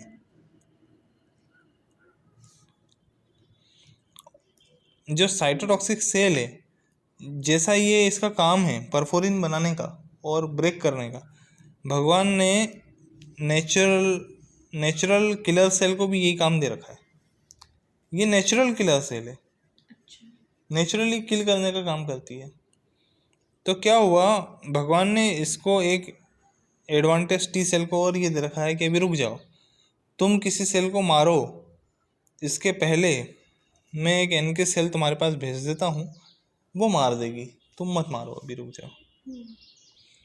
NK सेल को कोई किसी भी प्रकार का एंटीजन पकड़ के कोई सेल लेके आए ऐसे करने की ज़रूरत नहीं है। वो नॉर्मली बॉडी में घूमते हुए उसको कहीं एंटीजन दिख जाता तो मार सकती है, ठीक है। जबकि NK सेल को बहुत सारी चीज़ें चाहिए। NK सेल्स को हेल्पर भी चाहिए, ये हेल्प करेगा। टी सेल को ये हेल्प करेगा। दूसरा इसको MSC कोई दूसरा पकड़ के लेके आने वाला भी APC, एंटीजन प्रेजेंटिंग सेल भी चाहिए, तब जाके किल करेगा। इसको NK सेल को एंटीजन प्रेजेंटिंग सेल की ज़रूरत नहीं है। भगवान ने दे रखा है कि भाई NK सेल तुम अभी टी सेल के ऊपर लोड मत आने दो। अगर तुम एक्टिवेट हो गए, टी सेल एक्टिवेट हो गई, तो जैसे मौसी जी हैं अपने, उनको क्या है, रूमेटॉइड आर्थराइटिस है, वो अपनी ही सेल को डैमेज कर रही है वो। तो टी सेल जो है अपनी ही सेल को डैमेज करती है, फिर तो वो बहुत ख़तरनाक बीमारी में भी कन्वर्ट हो सकती है। तो इसलिए ये इसका ऑप्शन सबसे लास्ट में रखा है भगवान ने, NK सेल छोड़ दिया। तो NK सेल भी जो है सेरीन स्टेरेज एक्टिविटी रखती है, वो भी ग्रेन्यूल्स इस टाइप की बनाती है जिसको ग्रेंजाइम्स कहते हैं। और ये ग्रेंजाइम्स भी परफोरिन बनाती है। परफोरिन जो होता है इस टाइप का स्ट्रक्चर होता है, और वो सेल में घुसती है और वो उसको डैमेज कर देती है, ठीक है। इसके बाद आती है गामा डेल्टा टी सेल। तो gamma delta T cell actual में बहुत माइनर होती है और बॉडी में सिर्फ 5% ही होती है। अगर ह्यूमंस की बात करें और माउस वगैरह की बात करें, ये प्रिंसिपली हमारी स्किन में मिलती है, इंटेस्टाइन में मिलती है और लंग्स में मिलती है। लेकिन देखा जाए तो जो स्वाइन है, पिग, और जो रूमिनेंट्स है, मतलब जैसे गाय भैंस, चिकन से, इसमें गामा डेल्टा सेल्स 30% तक मिलती है। और ये कोई एंटीजन को अगर ढूंढती भी है तो उसके लिए ये MSC की ज़रूरत नहीं पड़ती। MSC मॉलिक्यूल और APC वेपीसी की इसमें ज़रूरत नहीं पड़ती है। यही बस। अब ये मैंने आपको बताया मोनोसाइट। मोनोसाइट वो सेल्स होती हैं जो इस समय ब्लड के अंदर घूम रही हैं। अब मैक्रोफेज तो नॉर्मली देखो, एक ही हो गया कि आज एंटीजन आया, घर के बाहर खड़ा है और आज ही मोनोसाइट घर से बाहर निकल के अपने आप को मैक्रोफेज में कन्वर्ट कर ले, इतना जल्दी पॉसिबल नहीं है। किसी सेल का कन्वर्ट होना अपने आप में इतना जल्दी पॉसिबल नहीं है। तो प्रकृति ने क्या कर रखा है, सारे अंगों में मैक्रोफेज पहले से बना रखे हैं। मतलब ये समझ लो कि अपने घर में है अपन मोनोसाइट, पर अपने घर के बाहर एक चौकीदार बिठा रखा है कि भाई मैं बाहर आके देखूंगा, उसको समझूंगा कि अपना है कि पराया है, इतने में तो तुम बैठो बाहर ही। तो जैसे चौकीदार बिठा रखा है वैसे ही मैक्रोफेज भगवान ने हर लंग्स में बिठा रखे हैं, लीवर में भी बिठा रखे हैं, सांस रिस्पिरेटरी ट्रैक्ट में बिठा रखे हैं, इंटेस्टाइन में बिठा रखे हैं। ये मेजर ऑर्गन है, पैर वेर में नहीं बिठा रखे, हाथ वाथ में नहीं बिठा रखे। उनको मालूम है कि वायरस कहाँ से आएगा, जहाँ पे इन्फेक्शन भी ज़्यादा हो, जहाँ इन्फेक्शन लंग्स में ज़्यादा होता है। मान लो सांस ले रहे हैं, कोरोना वायरस आ गया, तो ऐसी जगह पर जो मैक्रोफेज होते हैं उन मैक्रोफेज का नाम है, मतलब हर मैक्रोफेज का उस जगह का नाम है। ठीक है, तो मैं आपको नाम बता देता हूँ। देखो, जब ब्रोंकस एसोसिएटेड लिम्फोइड टिश्यू, इसको बोलते हैं बाल्ट, तो मतलब ब्रोंकस एसोसिएटेड लिम्फोइड टिश्यू, यहाँ पर बाल्ट मिलेगा। उसके बाद में गाल्ट, मतलब गट एसोसिएटेड लिम्फोइड टिश्यू। ठीक है, उसके अलावा अगर ये लीवर में मिल जाए तो लीवर में इसको बोलते हैं कुफूर सेल्स। अगर यही चीज़ स्किन में मिल जाए, स्किन पे भी तो होगी, यहाँ पे भी तो वायरस चिपके होंगे, तो यहाँ पर पहले से ये डेंड्राइटिक सेल्स, ये भी मैक्रोफेज है।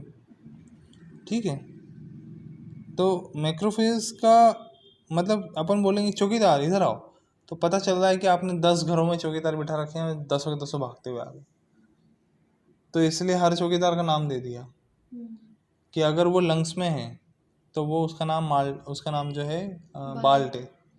अगर वो इंटेस्टाइन में है तो उसका नाम गाल्ट है। अगर वो लीवर में है तो उसका नाम कुफू सेल है।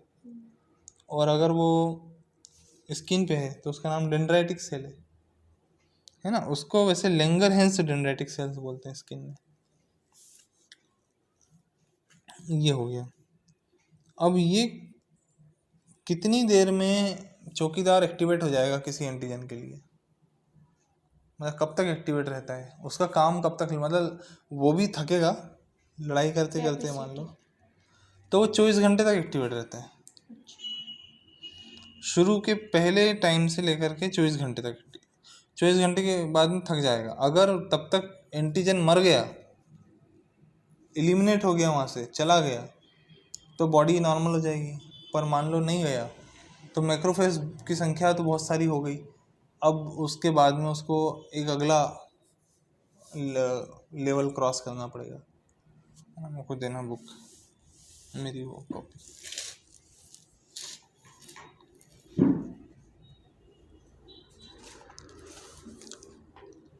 तो इसकी हर एक का ड्यूरेशन है अलग अलग। मैक्रोफेज जैसे ही इन्फ्लेमेशन होता है, कोई इन्फेक्शन आता है, तो 24 घंटे तक रहती है। और सबसे ज़्यादा कब रहती है? 24 घंटे होने पर सबसे ज़्यादा। भले शुरुआत से चालू हो जाएगी, पर सबसे ज़्यादा कब हो जाएगी? 24 घंटे तक होते होते सबसे ज़्यादा हो जाएगी। इसके बाद नेचुरल किलर सेल आती है। तो नेचुरल किलर सेल 1 से 2 दिन पर सबसे ज़्यादा मिल जाएगी, वही किल कर देगी। उसके बाद टी हेल्पर सेल और टी साइटोटॉक्सिक सेल, वो मिलेगी 1 सप्ताह के बाद सबसे ज़्यादा पीक लेवल पे, मतलब 7 दिन बाद। फिर आ गई एंटीबॉडीज़, वो 2 से 3 सप्ताह बाद सबसे ज़्यादा मिलेगी। इसलिए बोलते हैं कि आज टीका लगा तो आज ही आपको प्रोटेक्शन नहीं आ जाएगा। एंटीबॉडीज़ का टाइटर चेक किया जाता है। ये आएगा 2 से 3 सप्ताह बाद, मतलब 2 सप्ताह यानी 14 दिन, 3 सप्ताह यानी 21 दिन। इसलिए बोलते हैं यार 21 दिन बाद जाके तुम प्रोटेक्टेड रहोगे। ऐसा मत समझो कि आज लग गया इंजेक्शन और आज ही प्रोटेक्टेड हो गए, ऐसा नहीं। तो एंटीबॉडी का टाइटर सबसे ज़्यादा कब आएगा? 2 से 3 सप्ताह के बाद। और इसके बाद में इंटरफेरॉन्स आते हैं। इंटरफेरॉन्स भी एक ऐसा लिक्विड होता है, एक ऐसे प्रोटीन्स होते हैं कि नॉर्मली हर सेल से रिलीज होते हैं। कब? जब वायरस आया। जब वायरस नहीं है तो रिलीज नहीं होते। तो इंटरफेरॉन्स मतलब ये समझ लो कि केवल घर के ही अंदर हम बाल्टी से, जैसे मान लो गाय आ गई तो घर के अंदर ही पानी फेंक दिया, गाय चली गई, अपन वापस अंदर आ गए। तो ऐसे हर सेल के पास कुछ केमिकल्स होते हैं, उसको इंटरफेरॉन बोलते हैं, कि लोकल लेवल पे भी आप अपनी तरफ से एंटीजन को ख़त्म कर सकते हो। पर नहीं माना, मान लो, तो फिर पूरी बॉडी को रिस्पॉन्स करना पड़ेगा। तो इंटरफेरॉन का काम क्या क्या रहता है? इंटरफेरॉन का पहला काम ये रहता है कि वो खुद किसी एंटीजन को ख़त्म कर दे। दूसरा, ये इंटरफेरॉन ऐसे होते हैं कि पड़ोसी को भी जगाते हैं। एक सेल दूसरी सेल को जगाएगी कि भाई एंटीजन आ गया। इंटरफेरॉन का काम ये भी होता है कि वो जगाता है पड़ोसी को, भाई तुम भी जाग जाओ, वो आ गया एंटीजन। और इंटरफेरॉन जो होते हैं वो 3 तरीके से मूव करते हैं। अब इसका मूवमेंट देखते हैं अपन, मूव कैसे करते हैं।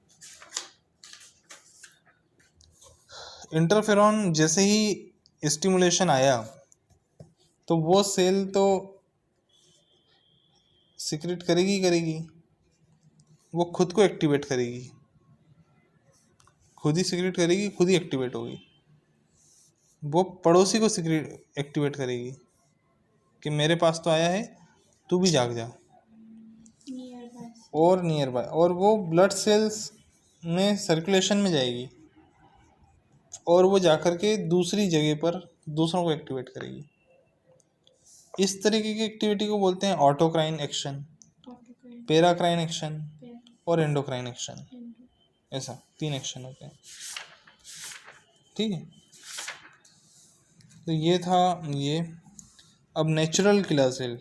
नेचुरल किलर सेल की जो मेन इम्पोर्टेंट चीज़ें हैं वो ये है कि नेचुरल किलर सेल के ऊपर भी कुछ रिसेप्टर होते हैं। वो रिसेप्टर है CD3- CD16+ CD56, ये रिसेप्टर होते हैं। नेचुरल किलर सेल एक लार्ज ग्रेन्यूलर, जिसके अंदर बहुत सारे ग्रेन्यूल्स हैं, ऐसा बहुत बड़ा लिम्फोसाइट है। अनसर्टेन लीनिएज, कहाँ से आया है मालूम नहीं, कहाँ बॉडी में कहाँ बनता है मालूम नहीं, बस है। That have capacity to kill virus, infected cells and tumour cell. वो ट्यूमर को भी ख़त्म करता है, वायरस को भी ख़त्म करता है, ऐसी कैपेसिटी इसमें। The basic of selectivity for virus infected cell is related to the down regulation of the synthesis and expression of MSC first protein which is early feature of many virus infected cells. MSC first protein, देखो क्या होता है, मैंने अभी तुम्हें बताया कि जो सैनिक है जो लॉक करके एक एंटीजन को लेकर के आया है, तो वो लेकर आया है तो वो उससे प्रभावित हो चुका है। हो सकता है कि उसने उसको भी, सैनिक को भी पट्टी बढ़ा दी है, इसलिए टी सेल क्या करती है, उसको किल कर देती है कि नहीं अब तुम भी जाओगे।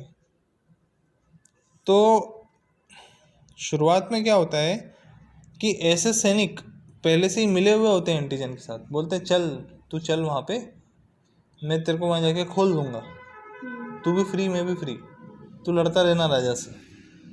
वो सोच के चले होते हैं।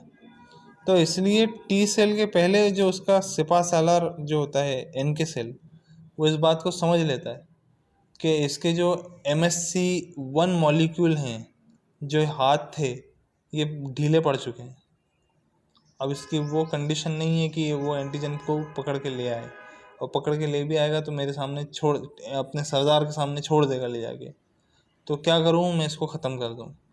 तो उसको ये जैसे ही MSC फर्स्ट प्रोटीन का डाउन रेगुलेशन हो जाता है, कम हो जाती संख्या, समझ में आ जाता है कि इसको भी ख़त्म करना है, वो ख़त्म कर देता है। तो जो सेल एमएससी क्लास फर्स्ट का रेगुलेशन डाउन हो जाता है। मतलब जो अब एमएससी फर्स्ट नहीं बना पाएगा, जो इस टाइप का लॉक नहीं बना पाएगा, हैंड लॉक नहीं बना पाएगा, उसको ख़त्म कर देती है। ठीक है, तो मतलब इसमें अब इनको अलग से कोई सेल प्रेजेंट करे ऐसी कोई ज़रूरत नहीं है। वो तो देख लेती है कौन कौन सी ऐसी सेल हैं जो एमएससी क्लास फर्स्ट मॉलिक्यूल नहीं बना पा रही हैं, ख़त्म कर दो उनको। ऐसे सैनिक जो लॉक करने की क्षमता नहीं रखते हो, ख़त्म कर दो, वो पहले से ही मिले हुए हैं उन एंटीजन के साथ।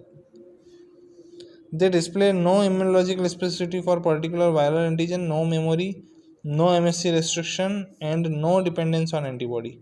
ये किसी के ऊपर डिपेंड नहीं है, एंटीबॉडी के ऊपर डिपेंड नहीं है, एमएससी रेस्ट्रिक्शन इनका नहीं है कि कोई एमएससी मॉलिक्यूल मतलब ऐसा लॉक बना के लेकर के ही आए तो हम उसको मारेंगे, वो वैसे ही मार देते हैं। अब इसमें कोई इम्यूनोलॉजी मतलब उनका कोई वो मेमोरी भी नहीं होती है इनकी, कि इनको याददाश्त हमेशा तेज रहेगी कि भविष्य में 10 साल बाद वापस से वही एंटीजन लेकर आ जाएगा तो याद रहेगा इनको, ऐसा याद नहीं रहता, भूल जाते हैं इनको। और एनके सेल किससे एक्टिवेटेड होते हैं? इंटरफेरॉन से, और कभी कभी वायरल ग्लाइकोप्रोटीन से, इन दो से एक्टिवेट होते हैं। एक्टिवेशन इंटरफेरॉन से बताई है मैंने, एंडोक्राइन, पेराक्राइन और ऑटोक्राइन वाला है ना, ऐसे। अब आते हैं एमएससी क्लास पे, एमएससी के बारे में। अभी एमएससी के बारे में मैं वैसे बता चुका हूँ, ये एमएससी क्लास का प्रोटीन होता है, ये दोनों बता दिया। अब ये जो एमएससी प्रोटीन होता है, कब क्लास फर्स्ट की ज़रूरत पड़ती है और कब क्लास सेकंड की ज़रूरत पड़ती है, ये इम्पोर्टेंट है। तो इसमें दो पाथवे होते हैं।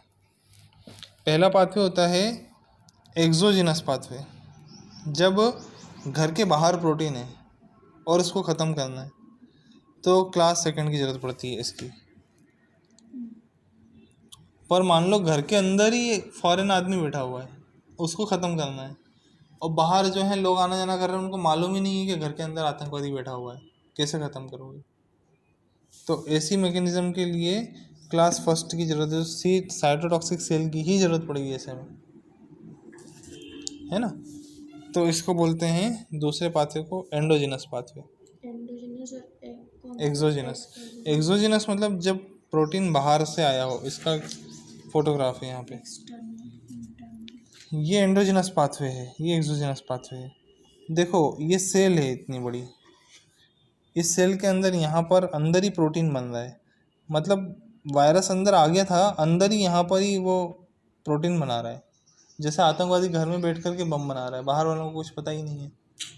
तो ऐसी कंडीशन में क्या होता है, ये प्रोटीन सबसे पहले प्रोटियोसोम से जाके जुड़ता है। प्रोटियोसोम अपना अपना आदमी है, किसी अपने आदमी को बात की उसने, अपना अपना है, फॉरेन मतलब फॉरेनर का नहीं है, हाँ। अपना है। तो अपना आदमी क्या करेगा, ऐसे प्रोटीन को पकड़ेगा प्रोटियोसोम के माध्यम से। ये प्रोटियोसोम क्या करता है, प्रोटीन को पकड़ लेता है और प्रोटीन के टुकड़े कर देता है। टुकड़े करके एक ये जो होता है एंडोप्लाज्मिक रेटिकुलम है ये पूरा, इस एंडोप्लाज्मिक रेटिकुलम पे टैप प्रोटीन की सहायता से पेप्टाइड को टैप के साथ बांध देता है। मैंने टुकड़े तो कर दिए, बांधो तुम, टैप ने बांध दिया। टैप पकड़ के इसको एंडोप्लाज्मिक रेटिकुलम के अंदर धकेल देता है। एंडोप्लाज्मिक रेटिकुलम में यहाँ पर MSC1 अंदर बन रहा है। एंडोप्लाज्मिक रेटिकुलम एक्चुअल में प्रोटीन बनाने की फैक्ट्री है, यहाँ पे MSC फर्स्ट बन रहा है, और ये इस समय केलनेक्सिन के साथ जुड़ा हुआ है, मतलब इनर्ट अवस्था में सो रहा है। ये सोने के लिए इसको केलनेक्सिन चाहिए, बिस्तर है इसका। पर ये क्या हुआ, जैसे ही प्रोटीन आया अंदर इसके पास में, ये इसके साथ बाइंड हो गया, और बाइंड हो गया तो यहाँ पर बाइंड होते ही ये केलनेक्सिन टूट गया, यहाँ इसकी बाइंडिंग हो गई। बाइंडिंग होते ही ये गोल्गी कॉम्प्लेक्स में चला गया, यहाँ से एंडोसोम बना, एंडोसोम बाहर आके एक्सप्रेस होके बाहर चला गया, तो अल्टीमेटली प्रोटीन पार्टिकल बाहर आ गया। तो ये मैकेनिज्म है सेल की कि प्रोटीन पार्टिकल को बाहर कैसे दिखाएं, है ना। मतलब ये कि घर के अंदर एक आदमी था, उसके बारे में, उसकी एक्टिविटी के बारे में किसी को पता नहीं था, घर वालों ने जैसे तैसे उसको बाहर एक्सपोज किया। ये एंडोजिनस पाथवे है और इसके लिए हमेशा क्लास फर्स्ट एमएससी की ज़रूरत पड़ती है। अब मान लो ये घर है और घर के बाहर कोई फॉरेन पार्टिकल घूम रहा है, उसको ट्रैप करना है। तो सबसे पहले ये बाहर से ट्रैप किया उसका प्रोटीन, वायरस का प्रोटीन टैप करके उसके टुकड़े किए, ये टुकड़े हो गए, ये पेप्टाइड्स बन गए। पेप्टाइड बनने के बाद में यहाँ पर देखो, यहाँ पर भी रफ एंडोप्लाज्मिक रेटिकुलम के अंदर पहले से क्लास सेकंड मॉलिक्यूल बन रहा था और बनते बनते ये यहाँ पर जैसे कैलनेक्सिन जुड़ा हुआ था क्लास फर्स्ट में, क्लास सेकंड में इनवेरिएंट चेंज जुड़ी हुई है। ये यहाँ सो रहा है, ये यहाँ पर आया एंडोसोम, ये गोल्गी कॉम्प्लेक्स से जुड़ गया, यहाँ कैलनेक्सिन, ये जो है इनवेरिएंट चेन टूट गई है ना, और ये एक्टिवेट हो गया। एक्टिवेट होते ही यहाँ पेप्टाइड जुड़ गए इसके और ये पेप्टाइड एक्सपोज होके यहाँ आ गया। तो ये एक्सोजेनस पाथवे। इस पाथवे में जो चेन की ज़रूरत पड़ती है वो होती है इनवेरिएंट चेन, है ना। तो ये यहाँ पर ये है कि यहाँ ज़रूरत है, ये एक्सो है ना,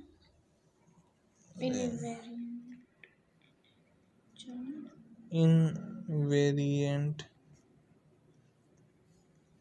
चेन और एक कैलनेक्सिन। ये क्वेश्चन आता है कि एमएससी क्लास फर्स्ट किससे जुड़ा होता है, कैलनेक्सिन से, इनवेरिएंट चेन से। तो अपने को आंसर आना चाहिए कि कैलनेक्सिन से जुड़ा हुआ है। एमएससी क्लास सेकंड किससे जुड़ा हुआ है? क्यों, आपके तो पूरे नंबर आते होंगे ना क्यों, एग्जाम में, आपको सब पता है? नहीं पता है। हाँ, जैसे अब आपने अभी समझाया मेरे को, तो इसमें तो आपको सब पता है। हाँ, यूँ मेरे दिमाग में घूमती है सब चीज़ें। तो ऐसे तो आपने एग्जाम में भी तो पढ़ा होगा। हाँ, तो आपके तो पूरे नंबर आते मैं ऐसे जुल्फी को समझाता था।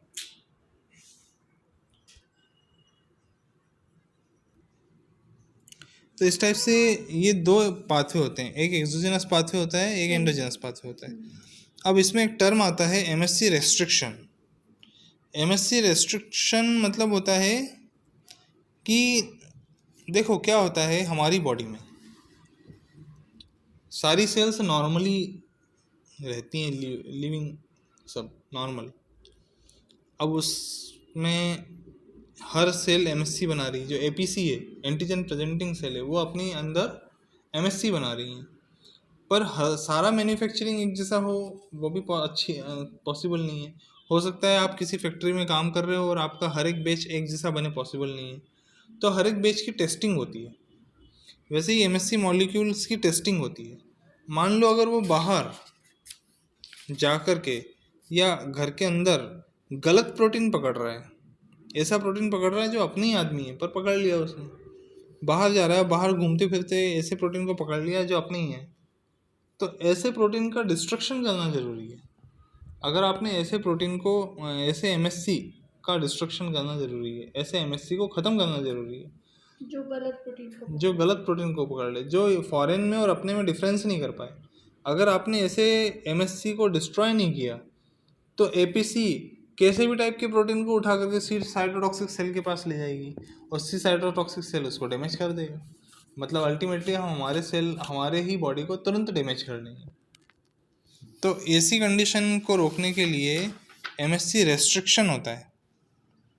अब एमएससी रेस्ट्रिक्शन कैसे होता है, इसके लिए क्या है कि सरदार के पास तो क्या, सरदार भी समझदार है, तभी सरदार है। वो ये देख लेता है कि नहीं भैया, तुम जो हो गलत प्रोटीन ले आए, मैं तुम्हारे साथ नहीं जुड़ूंगा। तो इसके लिए क्या होता है,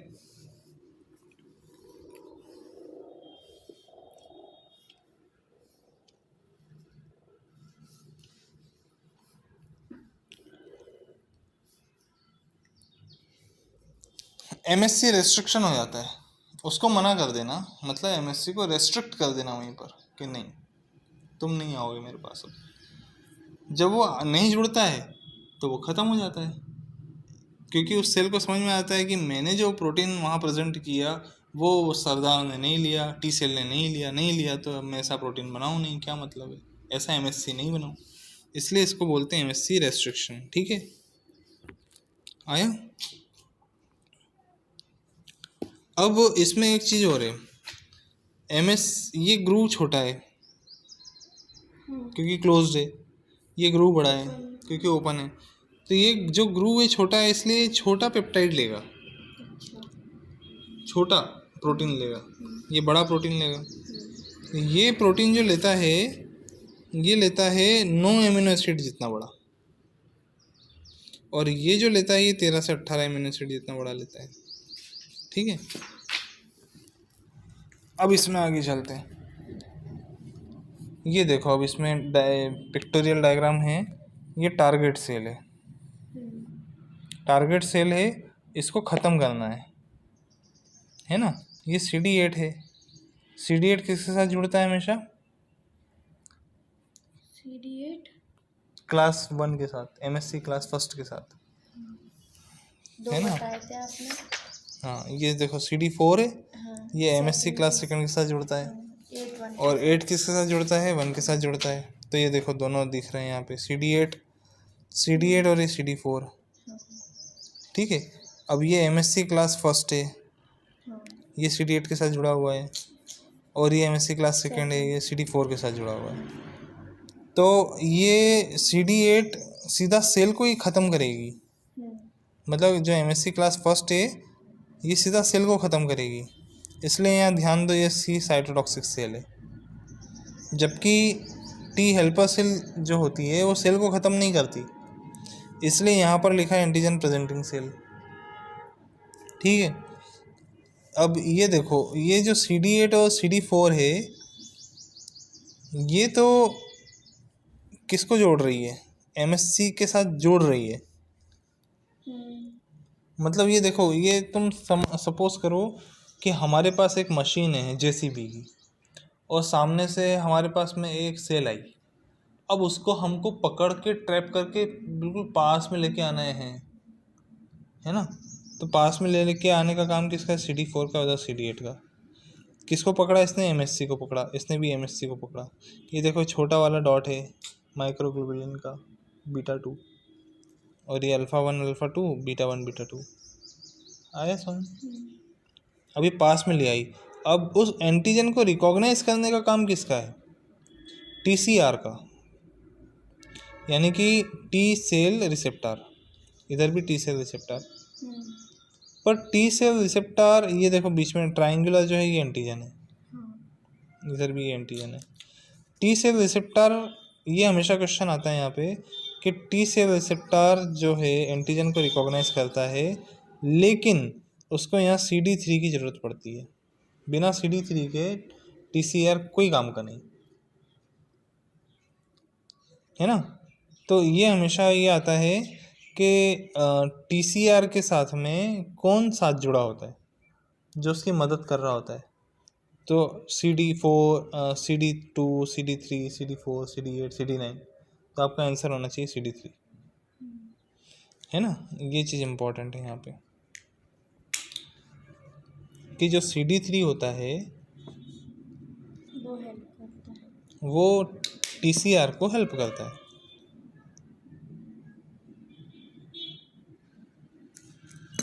ठीक है,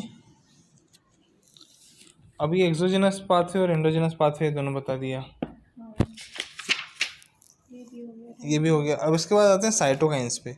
साइटोकाइंस बहुत सारे होते हैं, और इसमें अपन ने पीछे डायग्राम में देखे थे।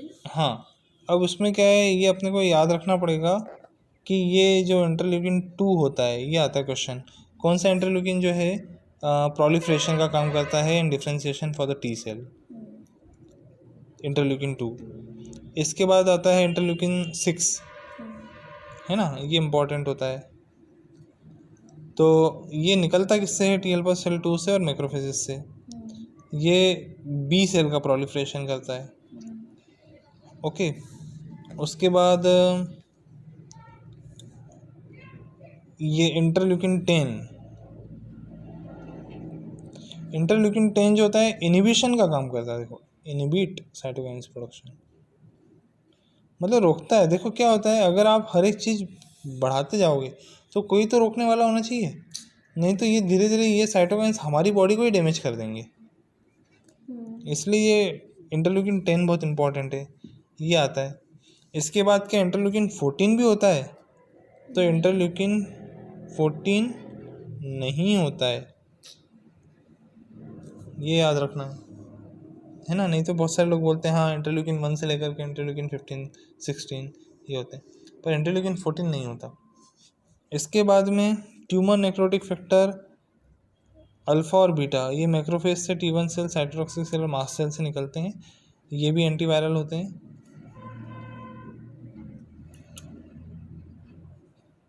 अब इसमें एक इम्पॉर्टेंट है,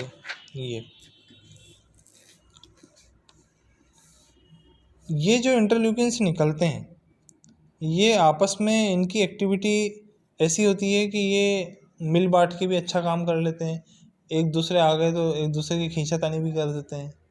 तो कौन सा इंटरल्यूकिन किसके साथ मिल करके अच्छा काम करता है और किसके साथ मिलकर बुरा काम करता है, वो याद रखना है। तो इसमें मेन चीज़ ये आती है एंटागोनिज्म। इंटरल्यूकिन 4 और ट्यूमर नेक्रोटिक फैक्टर गामा ये आपस में एंटागोनिस्टिक है।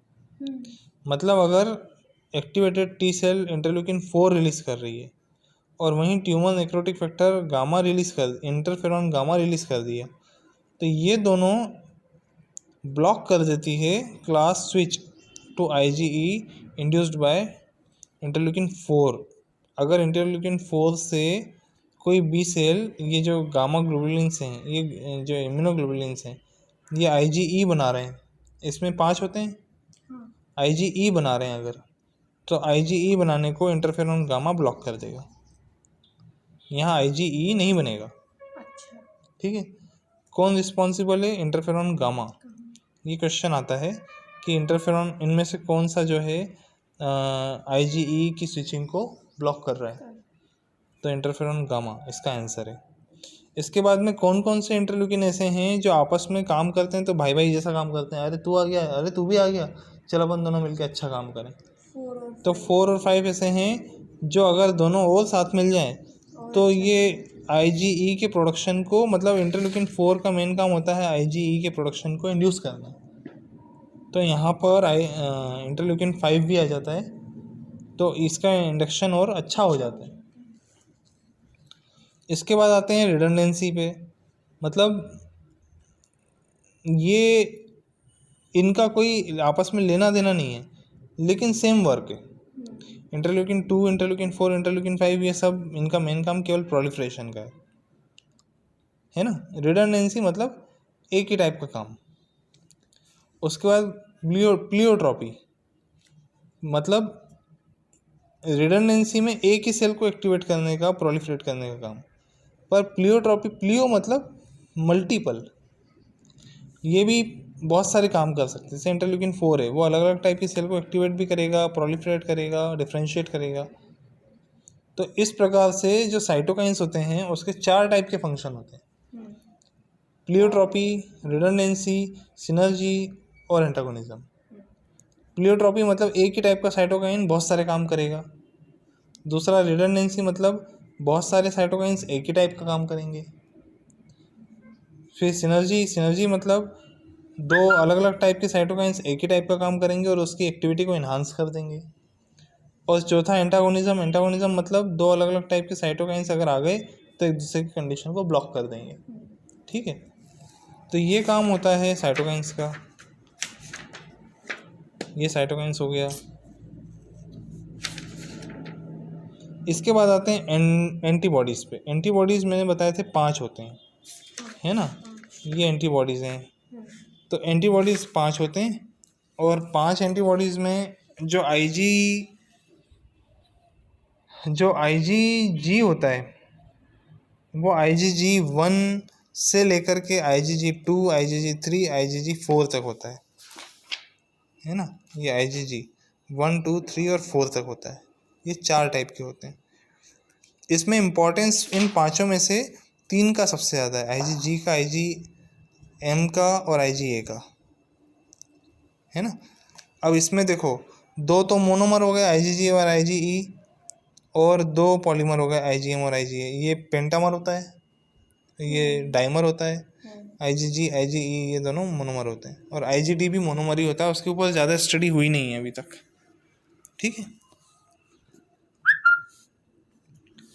अब इसमें क्या है देखो, एंटीबॉडीज़ जो हैं वो ब्लड सर्कुलेशन में नॉर्मली घूमते हैं, मतलब एंटीबॉडीज़ डिफरेंट टाइप के होते हैं, पर जब उसको कोई एंटीजन मिलता है तो वो पर्टिकुलर टाइप का जो एंटीबॉडी है वो उसके साथ में जैसे ही जॉइंट होता है तो उसको हम क्या बोलते हैं, एक टर्म था मैंने यहाँ बताया था।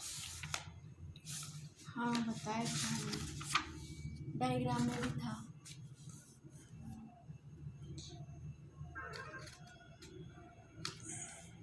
एफिनिटी, हाँ मैच्योर, एफिनिटी मैचुरेशन है ना। मिला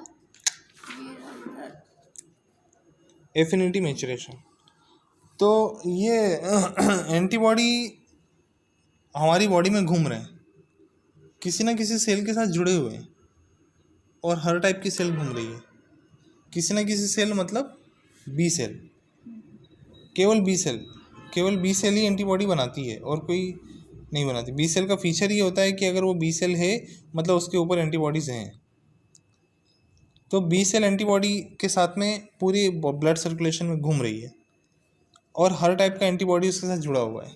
अब उसको जैसे कोई एंटीजन मिला तो उस टाइप का वो एफिनिटी मैचुरेशन कर लेगी और क्लोनल एक्सपांशन चालू हो जाएगा। ठीक है,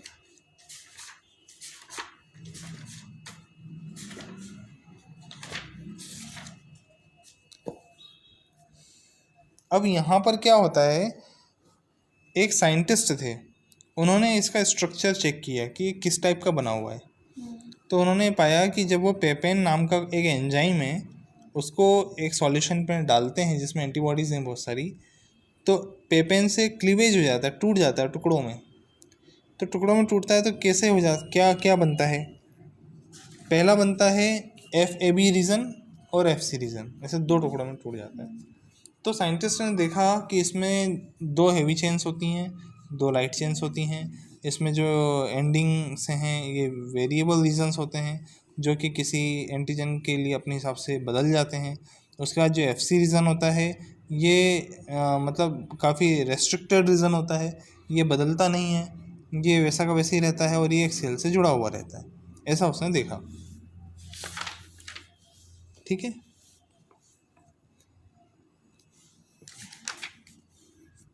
अब इसमें उसने देखा कि ये एक नहीं, ये 5 टाइप के होते हैं। तो जो इम्यूनोग्लोबुलिन G है वो G1 G2 G3 और G4 टाइप के होते हैं। अब ये सारे टाइप के एंटीबॉडीज़ नॉर्मली ब्लड में नहीं मिलते, ब्लड में सबसे ज़्यादा मिलता है, वो मिलता है सबसे प्राइमरी, सबसे पहला जो नॉर्मली होता है, और वो कब होता है, जब कोई एंटीजन आए तो वो होता है IgM सबसे पहले इसलिए होता है क्योंकि ये एक ही बार में 10 जो वायरल प्रोटीन्स हैं एंटीजन्स हैं उसको पकड़ सकता है। तो यहाँ लिखा है देखो, because IgM is formed earlier in the immune response and is later replaced by IgG। तो अर्लियर सबसे पहले आने वाला कौन है, IgM है। तो जब हमें मान लो इंजेक्शन लगा कोरोना का आज, और 21 दिन बाद हमको टाइटर चेक करना है, तो 21 दिन बाद सबसे पहली चीज़ कौन सी आएगी, IgM आएगी। IgM आने के बाद में IgG आता है दूसरे नंबर पे। तो IgM कहाँ मिलेगा, सबसे पहले मिलेगा। अब IgM का साइज़ बहुत बड़ा होता है और IgG तो इतना ही बड़ा होगा, छोटा।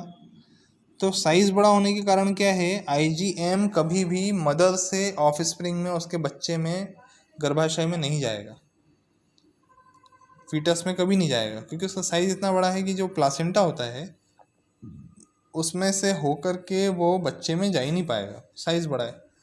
तो बच्चे में कभी इन्फेक्शन मिला और उसमें IgM की संख्या बढ़ी हुई मिली, तो ये मान के चलना है कि बच्चे में मदर से आईजीएम नहीं आया है, बच्चे में इन्फेक्शन हुआ था किसी वायरस का, तो उसको बोलते हैं यूट्राइन, उसको बोलते हैं intra uterine viral infection.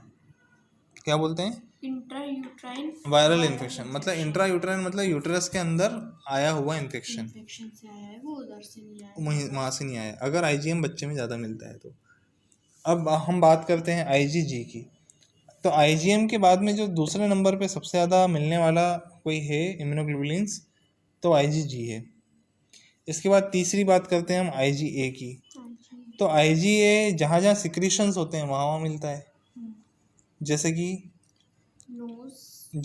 Knows, tears, और सलाइवा, यूरिन, है ना, इंटेस्टाइन आते हैं, उसमें सबसे ज़्यादा मिलता है। क्यों मिलता है? क्योंकि इसमें जे चेन होती है ना, जे चेन होने के कारण ये सिक्रेटरी आईजीए होता है। मिल्क है ना, तो बच्चे को जो मिल्क पिलाया जाता है उसमें क्या ज़्यादा मिलेगा? ये आईजीए। हाँ, नॉर्मली आईजीए, लेकिन इसमें जब प्रथम माह 2-3 दिन का जो दूध होता है उसको अपन कोलेस्ट्रम बोलते हैं, और कोलेस्ट्रम और फिर बाद 3 दिन के बाद का जो मिल्क होता है उसको हम 2 दिन के बाद का जो मिल्क होता है उसको हम मिल्क बोलते हैं। उसमें अंतर होता है, वो अंतर इम्यूनोग्लोबुलिन्स और प्रोटीन्स में जो चेंज है दोनों में, उसमें जो पहले में होता है उसमें ज़्यादा होता है, उसमें ज़्यादा होता है प्रोटीन और इम्यूनोग्लोबुलिन्स ज़्यादा होते हैं, बाद वाले में कम होते हैं। तो जो चेंज होता है उसके बारे में बाद में थोड़ा सा बताऊंगा। तो तीसरा हमारा ये हो गया। अब चौथा है आईजीडी और आईजीई। तो आईजीई सब epithelial plasma cells, respiratory cells, है ना, और इंटेस्टाइनल सेल्स में ज़्यादा होता है, मतलब आंतों में और रेस्पिरेटरी सेल्स में ज़्यादा होता है आईजीई, ठीक है। और वो भी कहाँ पे? सब एपिथेलियल प्लाज्मा सेल्स में ज़्यादा होता है।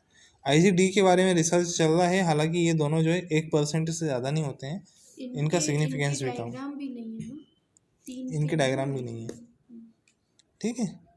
अब कंप्लीमेंट बता दिया मैंने, 2 टाइप के पाथवे होते हैं। इसके बाद में आते हैं इम्यूनोलॉजिक मेमोरी। तो इम्यूनोलॉजिक मेमोरी क्या होती है?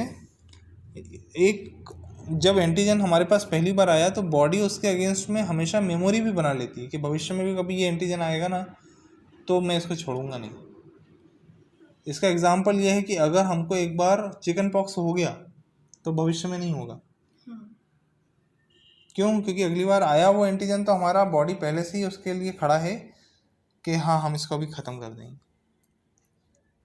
ठीक है। तो इसको बोलते हैं इम्यूनोलॉजिक मेमोरी, पहले से मेमोरी बना लेना। अब इसमें मेरे को बहुत इंटरेस्टिंग पॉइंट ये लगा कि जो मेमोरी होती है वो लॉन्ग लाइफ हो जाती है। मतलब हमारे शरीर की कुछ ऐसी सेल्स हैं जो अगर हम 70 साल जी रहे हैं तो वो सेल्स भी 70 साल जी रही हैं। तो वो मेरे को इंटरेस्टिंग ये लगा कि अपन ऐसी सेल्स को ऐसा भी कन्वर्ट कर सकते हैं कि पूरी बॉडी हम पूरा 70 साल जी रहे हैं, तो हमारा अगर कोई ऑर्गन फेलियर हो जाता है तो वो सेल की जो मेन पावर है 70 साल जीने की, वैसा अपन उस ऑर्गन के अंदर डाल दें तो वो ऑर्गन फेलियर ना हो। ये मैंने सोचा, क्योंकि मेमोरी बना ली तो वो सेल को हमेशा के लिए रहना ही है। अभी वो न्यूज़पेपर में तो आया था, उसने एक आदमी ने ऐसे ही तो किया है, उसकी जो सेल थी उनको वो कर दिया ना उसने, जिससे वो सेल बूढ़ी नहीं होंगी, हाँ, वो सेल कुछ बूढ़ी नहीं नहीं, होगा, हाँ, खराब होगा उसके अकॉर्डिंग। तो ये क्या होता है, ऐसी मेमोरी सेल के पास में 2 टाइप के मार्कर होते हैं। जैसे मैंने CD3 का मार्कर, ये CD8 और CD9 का से बताया नाखून के हिसाब से। तो मेमोरी सेल के पास भी 2 टाइप के मार्कर होते हैं। पहला मार्कर होता है CD45RO, ये याद रखना, ये आता है CD45RO, और दूसरा होता है एडेसिन। CD45RO और एडेसिन्स को हम होमिंग मॉलिक्यूल्स भी कहते हैं। और CD45RO, ये 2 टाइप के जो मॉलिक्यूल होते हैं, ये रिसेप्टर इसमें होते हैं, ये मार्कर इसके अंदर होते हैं, ठीक है। इसमें इतना ही समझना चाहिए। दूसरा कि ये मेमोरी सेल रहती कहाँ पर है, कहाँ चली जाती हैं शरीर में, क्या घूमती रहती हैं ब्लड में? या कहीं जाकर के टिक जाती हैं। तो ये मेमोरी सेल्स हमेशा रहती हैं लिम्फॉइड फॉलिकल में, और स्पेशली ये रहती हैं द सेल्स में be restimulated periodically if the original antigen, मतलब अगर कोई ओरिजिनल एंटीजन आ गया तो वापस री-स्टिमुलेट हो जाएंगी, है ना, and retain for a long period as peptide MSC complex on follicular dendritic cell in the lymphoid follicles or by surrogate antigen in the form of either fortuitously cross-reactive antigen or anti-idiotropic antibodies.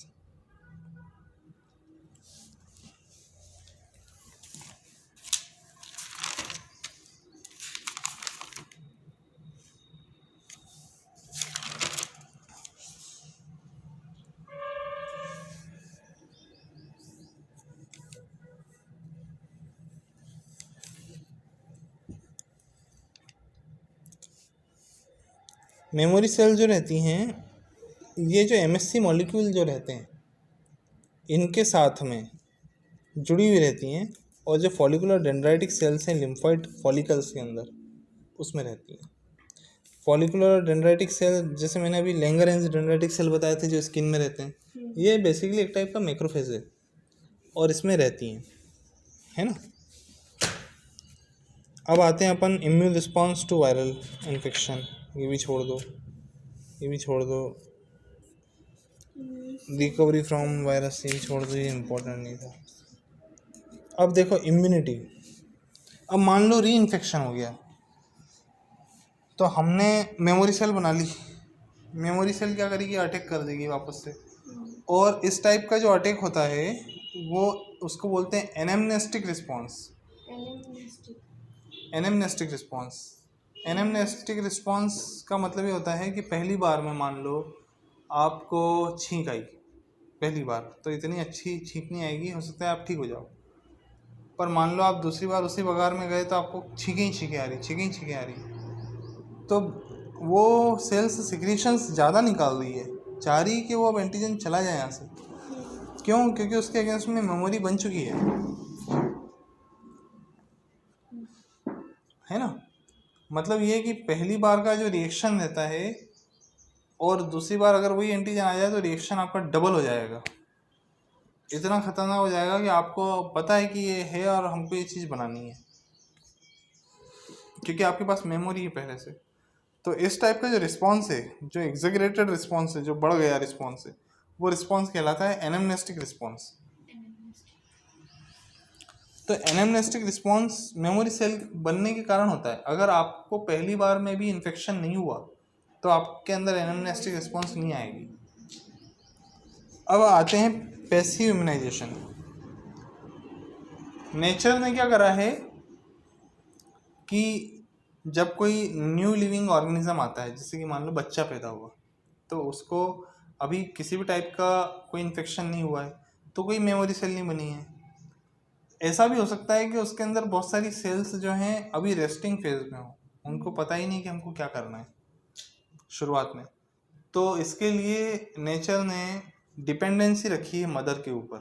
Mother उसको जो देगी वो उसको passively immunity मिलेगी, mother उसको दे रही है।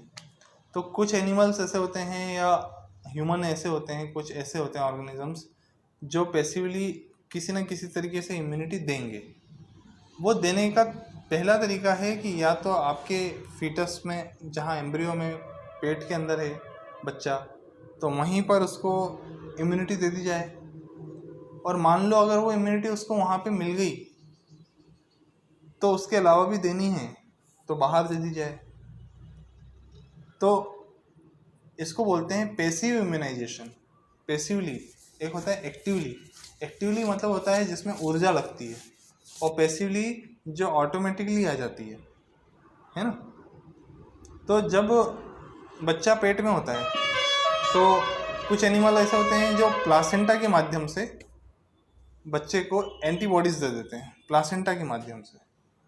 अब IgM तो ऐसा एंटीबॉडी है जो प्लासेंटा से क्रॉस नहीं होता, तो IgM पहुंच नहीं पाएगा। पर सारे एनिमल्स का प्लासेंटा एक जैसा नहीं होता। प्लासेंटा की टोटल 6 लेयर होती हैं, पर सारे एनिमल में 6 लेयर नहीं होती हैं। तो प्लासेंटा के 4 टाइप होते हैं। कितने? 4।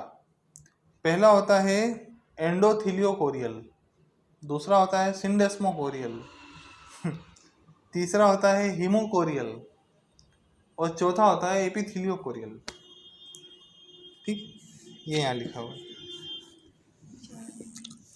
ये जो 4 टाइप होते हैं, इसमें ये याद रखना है कि केटल, स्वाइन और हॉर्स के केस में एपिथीलियोकोरियल होता है।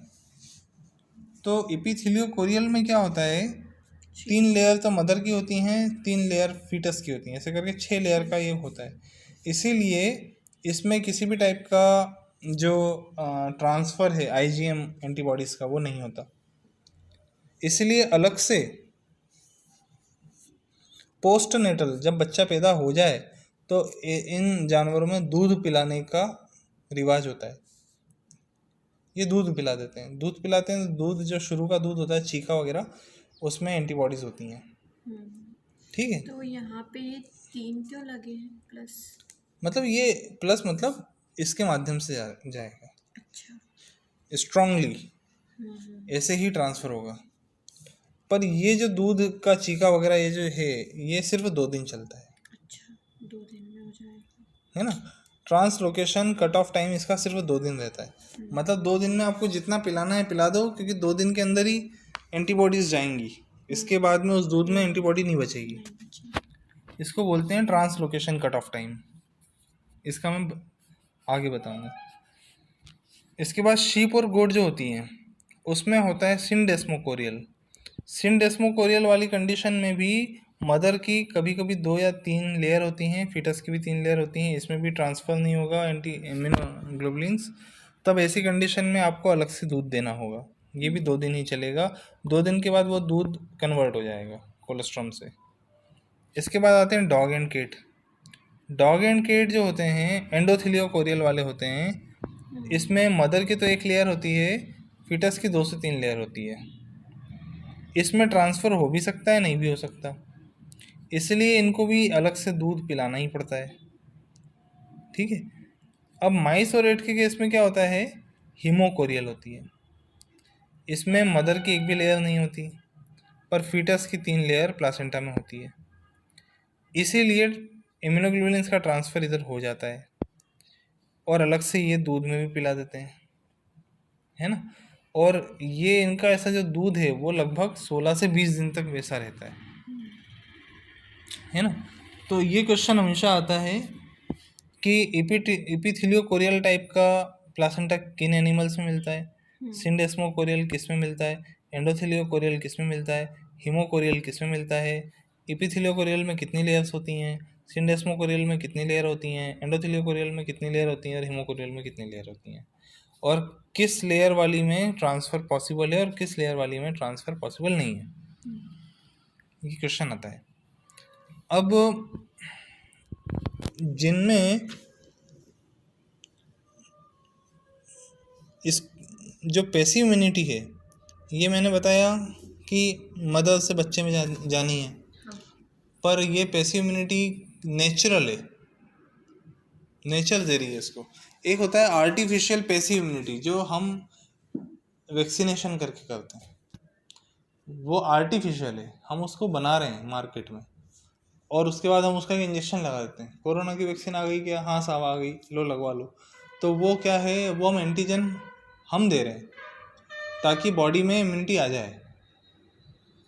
कोरोना वैक्सीन अगर मदर को लगेगी तो उससे जो फीटस है उसको भी नहीं आएगा। वो एक अलग लॉजिक है, वो मैं अलग बात, वो अलग है मैटर। ठीक है, ये इसमें नहीं आ रहा है इसलिए भी इसमें हमको नहीं पढ़ना, अभी बच पाएंगे। पैसिव इम्यूनिटी देखो, एक होता है एक्टिव इम्यूनिटी। 2 टाइप की इम्यूनिटी होती हैं, एक होता है पैसिव इम्यूनिटी, एक होता है एक्टिव इम्यूनिटी। पैसिव इम्यूनिटी में हम एंटीबॉडी दे रहे हैं, जैसे भी IgG। पैसिव इम्यूनिटी में क्या दे रहे हैं, एक्टिव इम्यूनिटी। कौन सी होता है? पैसिव इम्यूनिटी में हम दे रहे हैं एंटीबॉडीज। क्या दे रहे हैं, एंटीबॉडीज। और एक्टिव इम्यूनिटी में हम दे रहे हैं एंटीजन। एंटीजन दे रहे हैं मतलब हम आपको एक्टिवेट कर रहे हैं कि आप एंटीबॉडी बना लो। हम नहीं बनाएंगे एंटीबॉडी, आप बना लो। और पैसिव इम्यूनिटी में हम आपको सीधा एंटीबॉडी दे रहे हैं, मतलब आपको जो बनाना था वो हम दे रहे हैं, मत बनाओ आप, पैसिवली आप ले लो उसको, आपको उसमें कोई ऊर्जा खर्च नहीं करना है। एक्टिव का मतलब जिसमें आपको ऊर्जा खर्च करना पड़े, पैसिव मतलब जिसमें आपको कोई ऊर्जा खर्च नहीं करना पड़े। तो पैसिव इम्यूनिटी मतलब हमने आपको एंटीबॉडी दे दी, आपको बनानी ही नहीं है, आप तो रख लो। और एक्टिव इम्यूनिटी मतलब हमने आपको एंटीजन दिया है, आपको प्रोटीन ऐसा दिया है, अब उसके अगेंस्ट में आपको एंटीबॉडी बनानी पड़ेगी, तो वो एक्टिव इम्यूनिटी। यहाँ हम बात कर रहे हैं पैसिव इम्यूनिटी। पैसिव इम्यूनिटी में मदर बच्चे को एंटीबॉडी दे रही है, बच्चे को कोई मेहनत नहीं करना है। मदर बच्चे को पहला तरीका हो गया प्लासेंटा से देने का, दूसरा तरीका हो गया मिल्क से देने का, तीसरा अगर बर्ड है तो बर्ड में तरीका हो गया एग यॉक, अंडे में ही पहले से सारी की सारी इम्यूनोग्लोबुलिन्स डाल दी हैं, एंटीबॉडीज डाल दी गई हैं, और अब उसके अंदर बच्चा पैदा हो गया तो वो ऑटोमेटिकली उसको कंज्यूम करता जाएगा, चाहे तो वो खाते हुए कर ले, चाहे उसकी नाल में चला जाए, है ना। तो इसमें क्वेश्चन क्या आता है, इसमें क्वेश्चन ये आता है आईजीएम तो किसी में भी ट्रांसफ़र नहीं होगा, पर आईजीजी ट्रांसफ़र होगा माइस में और डॉग एंड कैट्स में भी ट्रांसफ़र हो सकता है। हो भी सकता है, नहीं भी हो सकता। हाँ, हो भी डॉग का श्योर नहीं है, रेट और माइस का श्योर है। हाँ, रेट और माइस का श्योर है। पहला क्वेश्चन तो ये आता है कि which one of immunoglobulins is transferable from placenta. अगर यही आ गया तो सीधा ये है आईजीजी पे टिक लगाएंगे, है ना। विच of the following animals can transfer the immunoglobulins from placenta, तो माइस और रेट पे टिक लगा देंगे, डॉग कैट भी आ गया तो टिक लगा देंगे, ठीक है। ऐसा अब इसमें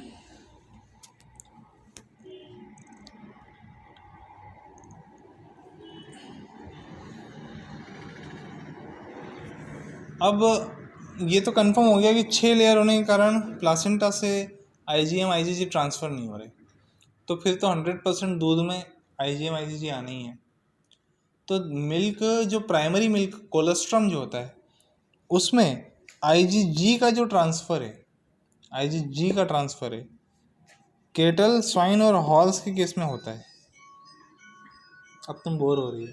नहीं, मैं बोल रही हूँ, इसको बंद कर दो। अगर क्वेश्चन ये पूछा जाए कि सामान्यतः मिलने वाला मिल्क में हायर कंसंट्रेशन का एंटीबॉडी कौन सा होता है, तो आईजीए आएगा, क्योंकि वो यहाँ किसी स्पीशीज़ की बात नहीं कर रहा, हम उसको ह्यूमंस की बात मान के चलेंगे। तो इंसानों में दूध में आने वाला सबसे ज़्यादा एंटीबॉडी जो होता है वो आईजीए होता है, और ये सब जगह सत्य है। पर अगर स्पेशली ये पूछ लिया जाए कि एनिमल्स में दूध में आने वाला सबसे ज़्यादा एंटीबॉडी कौन सा होता है, तो हम गाय भैंस की बात मानेंगे और उसके लिए हम लगाएंगे आईजीजी, टिक लगाएंगे आईजीजी।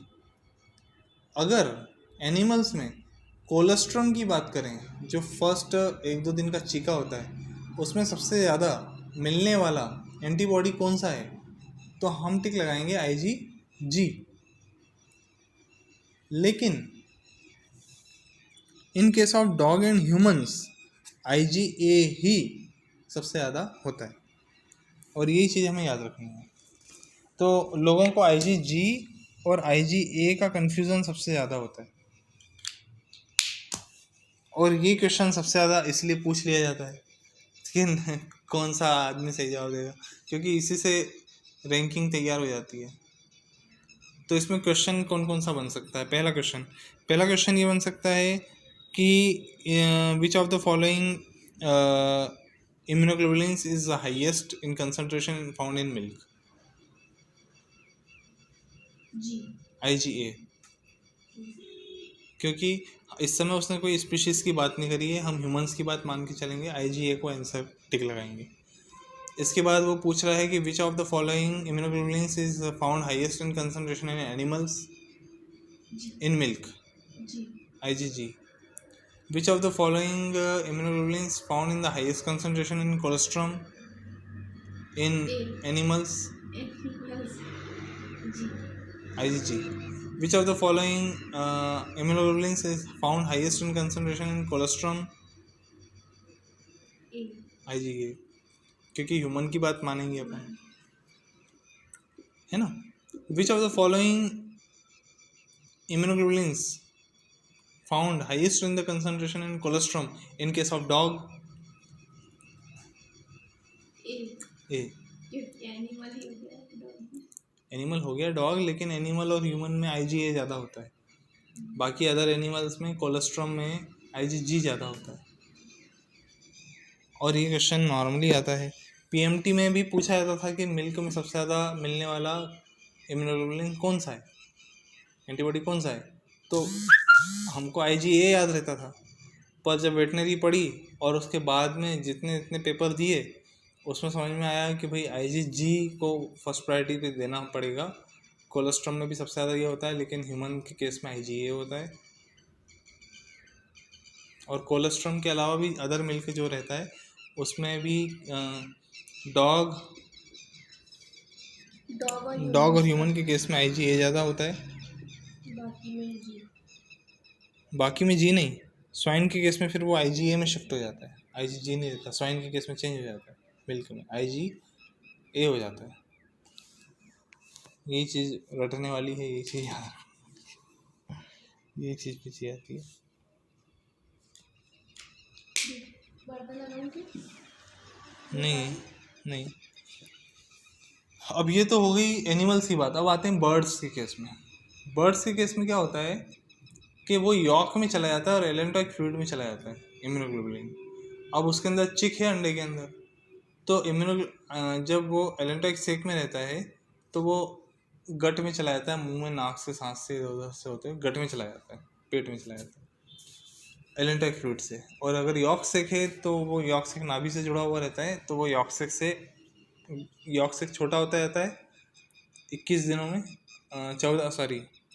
12 दिन का इंक्यूबेशन पीरियड रहता है बर्ड्स में, कहीं कहीं 21 दिन का रहता है। तो 21 दिन में यॉर्क सेक छोटा होता चला जाता है, बर्ड्स बड़ा होता चला जाता है। ऐसे करके उसको पैसिव इम्यूनाइजेशन हो जाता है। अब इसमें टर्म आता है translocation cut off time. Translocation cut off time वो होता है कि जितने टाइम में मिल्क में एंटीबॉडी आ रहा है और वो एंटीबॉडी एब्जॉर्ब हो रहा है गट में पीने के समय, क्योंकि 2 दिन के बाद में वो एंटीबॉडी एब्जॉर्ब होना बंद हो जाता है। मतलब वो जो गट की एपिथेलियम है, सेल्स हैं, वो एब्जॉर्ब करती जा रही हैं। 2 दिन ऐसा दिन रहता है कि वो एंटीबॉडी एब्जॉर्ब कर लेंगी। फिर थर्ड डे से नहीं हो पाएगा। एब्जॉर्प्शन की इस टेक्निक को ट्रांसलोकेशन कहते हैं। ट्रांसलोकेट होना, एक लोकेशन से दूसरी लोकेशन में चले जाना, इसलिए इसको कहते हैं ट्रांसलोकेशन। और इसको बोलते हैं ट्रांसलोकेशन का कट ऑफ हो जाना, और एक ऐसा टाइम जिसमें ये ट्रांसलोकेशन कट ऑफ हो जाए, इसलिए इसको बोलते हैं ट्रांसलोकेशन कट ऑफ टाइम। ठीक है नहीं, ट्रांसलोकेशन का टाइम तो ट्रांसलोकेशन कट ऑफ टाइम हर एक में अलग अलग होता है। और यही क्वेश्चन आता है, ट्रांसलोकेशन कट ऑफ टाइम जो होता है, translocation cut off time kettle में और हॉर्स में 21 दिन नहीं, translocation cut off time, translocation cut off time 2 दिन का होता है सभी एनिमल्स में। ठीक है, वो एनिमल्स का 2 दिन का ही होगा, उसमें मिल्क के थ्रू जो था इसमें लिखा नहीं है मैंने। ये ट्रांसलोकेशन कट ऑफ टाइम, ये वो आपने बताया था ना, वो उसके इसके अकॉर्डिंग ही होगा, नहीं तो 2 नहीं,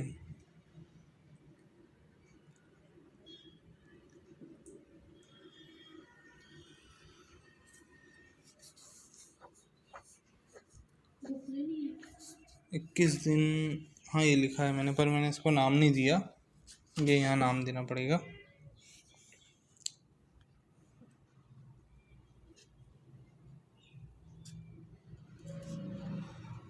translocation cut off time.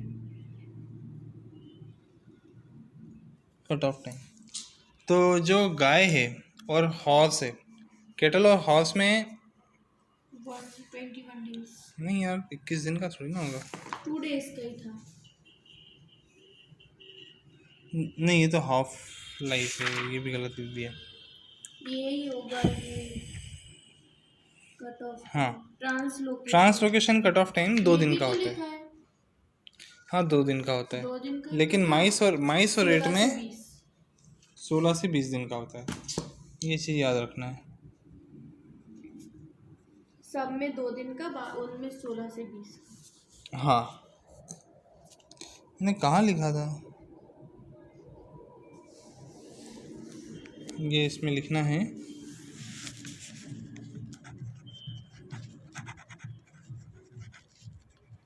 But in rat and mice rate and mice 16 to 20। It is 16 to 20 days। ठीक है।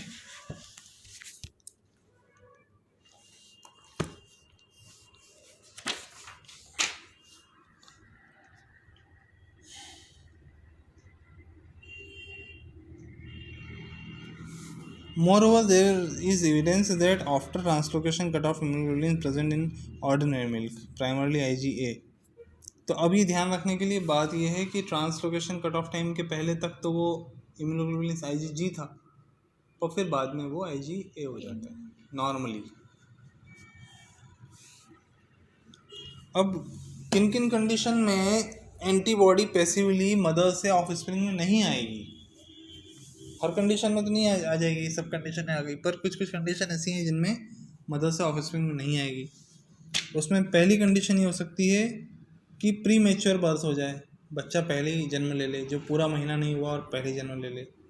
दूसरा कि बच्चा दूध पीने में समय लगा दे, ठीक है, और मतलब डिले। कुछ में क्या होता है, जो माँ होती है उसको दूध ही नहीं आता है, हाँ, तो भी नहीं हो पाएगा उसका। और तीसरा ये कि मिल्क तो आ रहा है प्रॉपरली, पर उसके अंदर उतनी कंसंट्रेशन में एंटीबॉडीज नहीं आ रही है, ठीक है। तो तीसरा डेथ ऑफ डैम, मदर की डेथ हो जाए। उसके बाद low cholesterol production by the dam, वही दूध कम आना। लो एंटीबॉडी लेवल, ठीक है, इन द मैटरनल सीरम, वही है। पुअर मैटरनल इंस्टिंक्ट, मदर का बच्चे के प्रति ज़्यादा इंस्टिंक्ट नहीं होना, इंस्टिंक्ट कम होना। पर्टिकुलरली प्रीमीपेरस डैम, जो प्रीमीपेरस एक होता है, अलग अलग टाइप की पेरिटी होती है ना, पेरस, तो वो मेरे को थोड़ा पढ़ना पड़ेगा, मैं भूल गया हूँ। प्रीमीपेरस डैम्स में प्री मैच्योर लैक्टेशन, कभी कभी बच्चा पैदा ही नहीं हुआ और दूध आना चालू हो गया, हाँ, तो चीज़ पहले निकल जाएगी। टू मैनी इन लिटर्स, कभी कभी बच्चे बहुत सारे हो गए, किसको पिलाएं किसको नहीं पिलाएं गड़बड़ हो जाती है। जैसे सुअर के बच्चे होते हैं 20 से 25 हो जाते हैं, मान लो, अब किसको पिलाने, तो वो कमी हो सकती है। फिर domination of the weak in the litter by strong, कभी कभी बच्चे आपस में झगड़ पड़ते हैं, तो जो स्ट्रॉन्ग होता है वो पी लेता है। तो इन सब कारणों के कारण उस बच्चे में एंटीबॉडीज़ नहीं पहुंच पाती। तो इस टाइप से हमारा ये चैप्टर नंबर 8 था जो हमने पढ़ा। आपको अगर पसंद आए तो प्लीज़ कमेंट करें, लाइक करें, शेयर करें। आज के लिए इतनी, धन्यवाद।